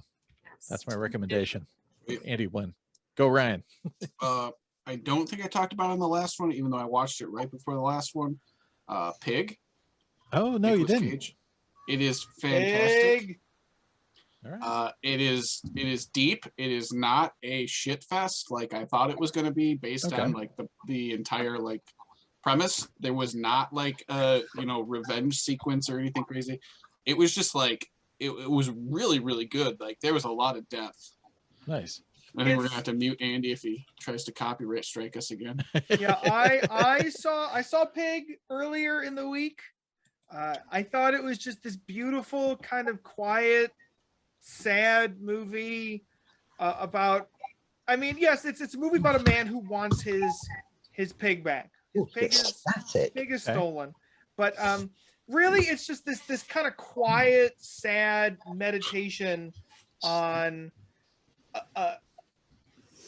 loss and how one copes with said loss, and it's got some of the finest acting I've seen Nick Cage do in a decade. I know he's been doing some genre picks lately, like Colorado Space and Mandy and all of that stuff, but this was like this reminds me of some of the stuff he doesn't usually do. Like he's very soft, he's very grounded. He's usually kind of like going at 11 out of 10 in terms of energy and just like vibe, but in this he feels like a real person, like a real character with depth and feelings, and I empathized with him and his experiences and also the people that he comes up against in the movie. It really surprised me. I agree. Like you could feel it. Like he made you feel what was going on. And it was totally processing grief, even if you didn't have any grief. Like he made you feel like you did. Like So yeah, it's a really good, like a really good whatchahoozit. It's a really good character piece. Nice. agreed. All right, so we got two votes for Pig. And I saw The Green Knight today. I don't know if anyone's heard of The Green Knight. Yeah, I've been looking forward to that. The Green Knight. So first of all, I'm not familiar with the source material. It was an adaptation of, but it's a very 2021 adaptation. It's a period piece about an Arthurian era legend. With Dev Patel, right? Yeah, Dev Patel is the lead. Elisa Vikander's in it. I'm blanking on his name, but the guy who's played the villain in the last two Mission Impossible, Sean Harris, I think. Okay. He plays the king of the realm that Dev Patel's character's from. It was nice to see him not playing a menacing, scary man. It's another kind of just sad, quiet, atmospheric journey of a movie. All right. So it's the Sir Gawain and the Green Knight story, right? Yeah, it's the Sir Gawain and the Green Knight story, Okay. but it's very deliberately, slowly paced. You spend a lot of time lingering on certain actions and events. It's a very strong movie. I'm going to be thinking about it for a while. I'm not sure if, in terms of the David Lowery films that I've seen that have preceded it, it's not quite as like fun. It's a little more. It's not even. I don't know. It's good. I like it a lot. I didn't love it. Yeah. But I think that other people will like it more than I. I think Twitter will be talking about this movie and sharing screenshots from it for at least the next 2 years. Yeah. They'll go, anyone remember that A24 movie, The Green Knight? Yeah, and the director did what, a Ghost Story and Ain't Yeah, he Nobody did a Saints? Ghost Story. He did The Old Man and the Gun, which was a great movie, and it was I can't remember his name, but it was the particular actor's last movie before he retired. He did Pete's Dragon, which I think is the most underrated live-action Disney feature film from the last 20 years. Mickey Rooney? No, it's he was in All the President's Men. Robert Redford. Yeah, Robert Redford. It was Robert Redford's last movie, and it's a beautiful conclusion to a long career. But The Green Knight, hopefully that brings Dev Patel back to the mainstream because he's great, and I haven't seen him in anything recently, and he was excellent in this movie. All right. Good deal. Max, you got any recommendations? So I watched Your Highness from 2011. Yes. Love it. I hate triangle face. Don't make triangle face. Make triangle face. Oh my Julie. gosh. I had never seen that. That was a suggested on Playful streaming Secrets. thing. Yes. Oh my gosh. Honestly, iconic movie that I'm like, how did I live my life without this movie? The Wise Wizard. So fun. Oh my god. Oh my god. That movie though. Oh my gosh. James Franco in like everything, and freaking Danny McBride. Just everything. It's amazing. Freaking Natalie it's like- Portman's great. Oh, Natalie Portman's so good. I loved it. Like, how did they get her for that? You know what I mean? know. Like, it just They felt paid like her. in 2011 though. Like, They it just paid her felt a like lot of she money. Paid a was lot, yeah. doing like But she's rom-coms in on the and fun, though. things. Yeah. She is. She is. But Yeah. gosh, it was just And then who else? The guy who was the triangle face of what's Courtney. Yeah. And freaking oh my gosh. I'm like, why did he not do more things? He's freaking hilarious. Yeah. He was just like down for whatever. He's like, you know what? I'm actually like okay with that. Like, just like to things that where you were like, what? No, like. I gotta watch that again. That was so my much fun. gosh. It was really freaking enjoyable, and I was like really way into that and was laughing the whole time, and I loved it. Totally recommend it. But I saw it in theaters. I don't know if I mentioned it because I had seen Cruella, which I mentioned.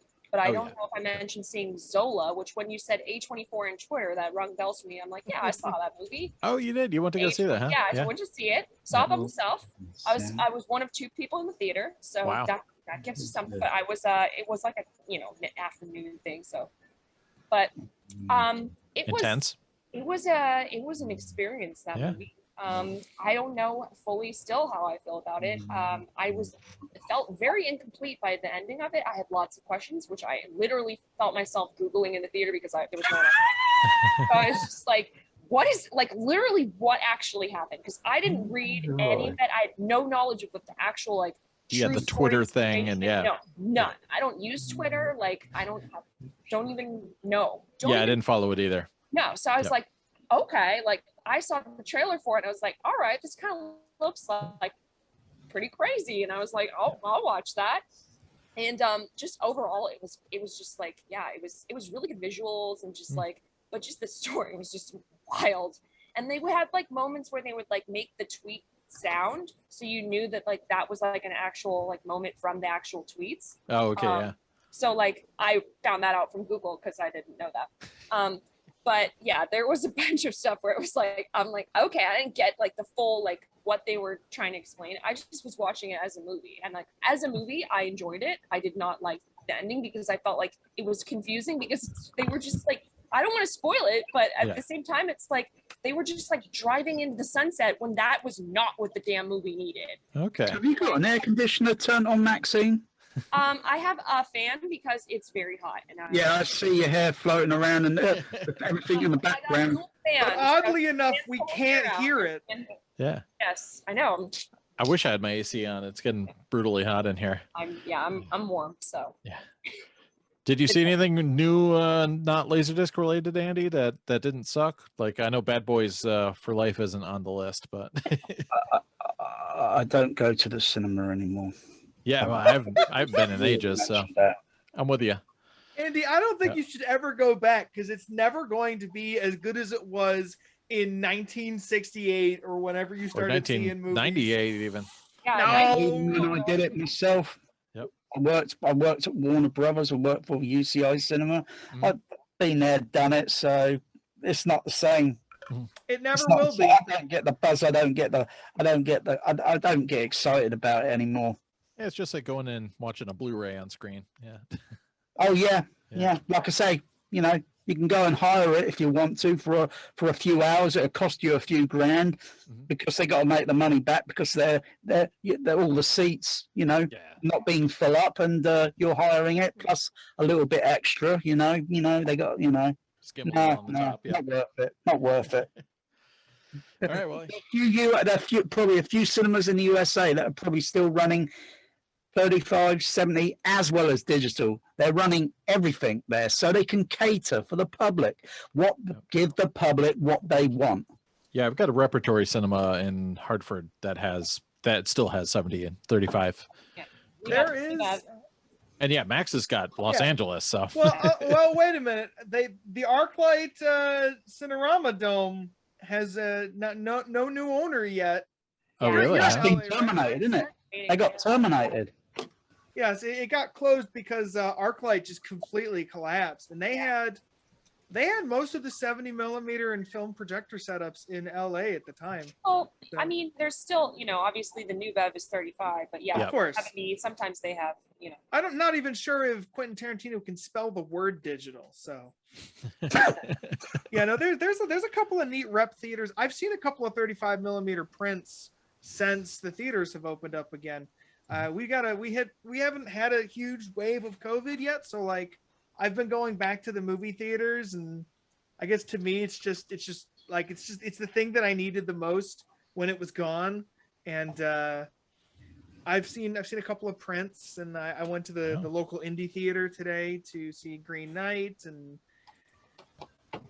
living in the future. Movies, what can I say? They're good. Yeah. Right. Film is finally good, you know? There's a 35mm print of Return of the Jedi on eBay UK. Oh, let's get it. £10,000 daylight robbery. Any vinegar syndrome on it, or No, it's an actual proper print that they would make a copy from. Oh, nice. You mean an inner positive? Yeah. Something like that. Yeah. I wouldn't buy any film off of eBay in this day and age. Yeah. Especially when the color may fade to pink. Yep, it'll go pink eventually. Yeah, it will fade. 383 is My So dad you can can tell you ensure a it. lot about that. Not worth it. All Did I right, so- mention that my dad worked on motion picture print film? You guys know that about me? That I come from a Kodak film family? I guess you got to come back and give us a full rundown. Yeah. we That's a gotta know teaser. that. Yeah. Oh God, that would be an interesting experience.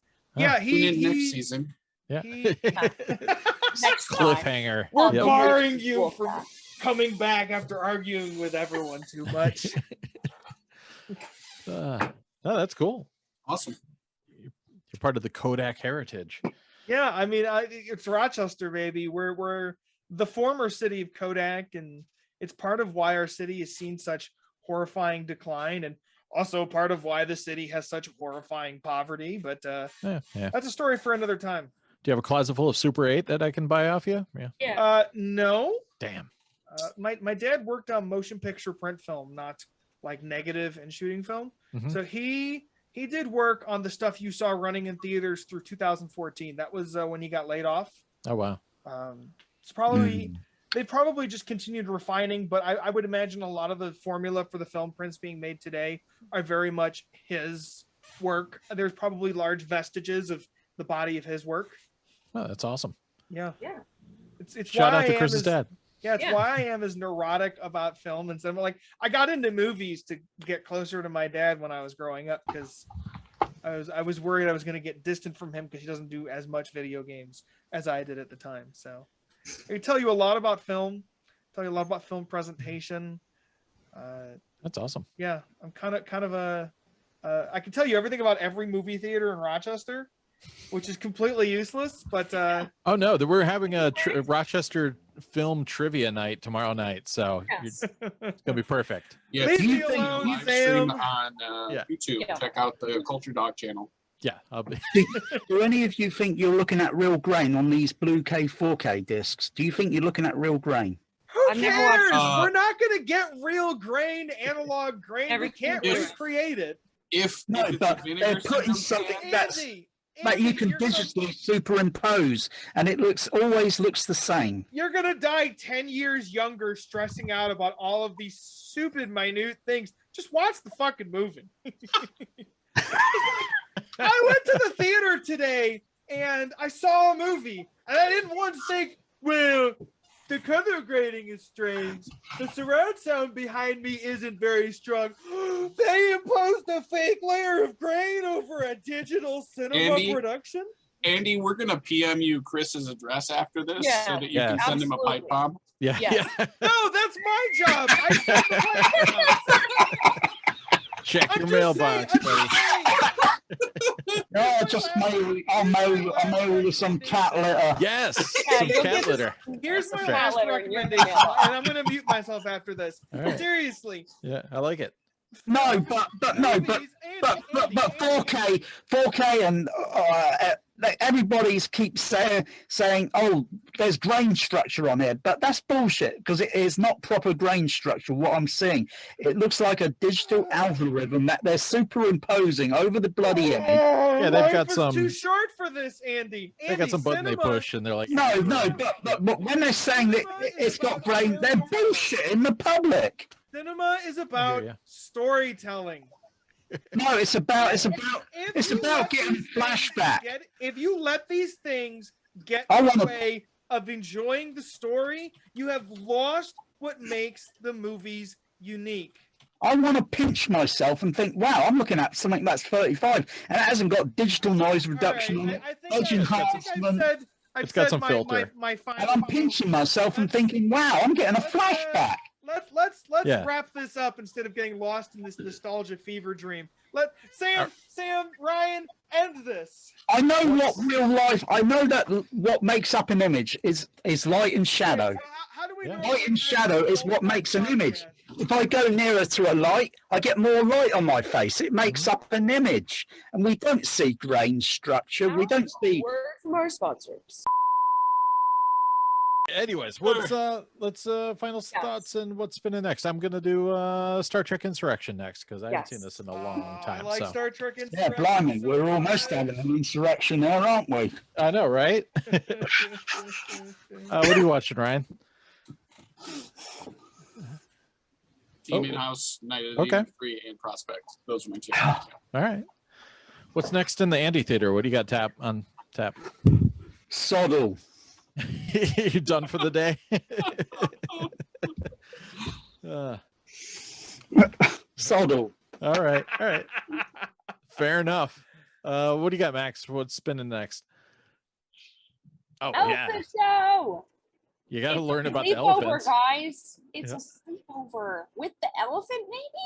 I don't know. But that guy's got his leg wrapped around the elephant, too. What's going Is on the there? elephant coming for a sleepover, or what is happening here? I don't know. Like, do we know What's with the who are these owls? people? That's Like, terrifying. Who are they? This is Gotta Report figure back. these things out. Yeah. What are you spinning next, Chris? I got a couple of friends of mine are coming over tomorrow. We are going to continue. We've got 2 more afternoons of Sailor Moon Super S. It's definitely the weakest season of the 4 that we've watched so far, but it's still incredibly entertaining. How many discs you got in there so far that you've watched? It's a 10-disc set. I think we're on 6 or 7. Oh, nice. And they're 4 episodes apiece, so we're going to do 8 episodes tomorrow afternoon. Besides that, Who's this guy? Jeez. Hey, Oh Oh, God! jeez. hey, what's up, Oh, everybody? no! You showed up just Oh, in time for no. the end. All right, now we're Good. going to the podcast out another hour. What are you spinning next, Luke? I don't No, know. I'm not All done right, good. yet. I like your attitude. I got robbed. Luke came in and ruined my life. Ah.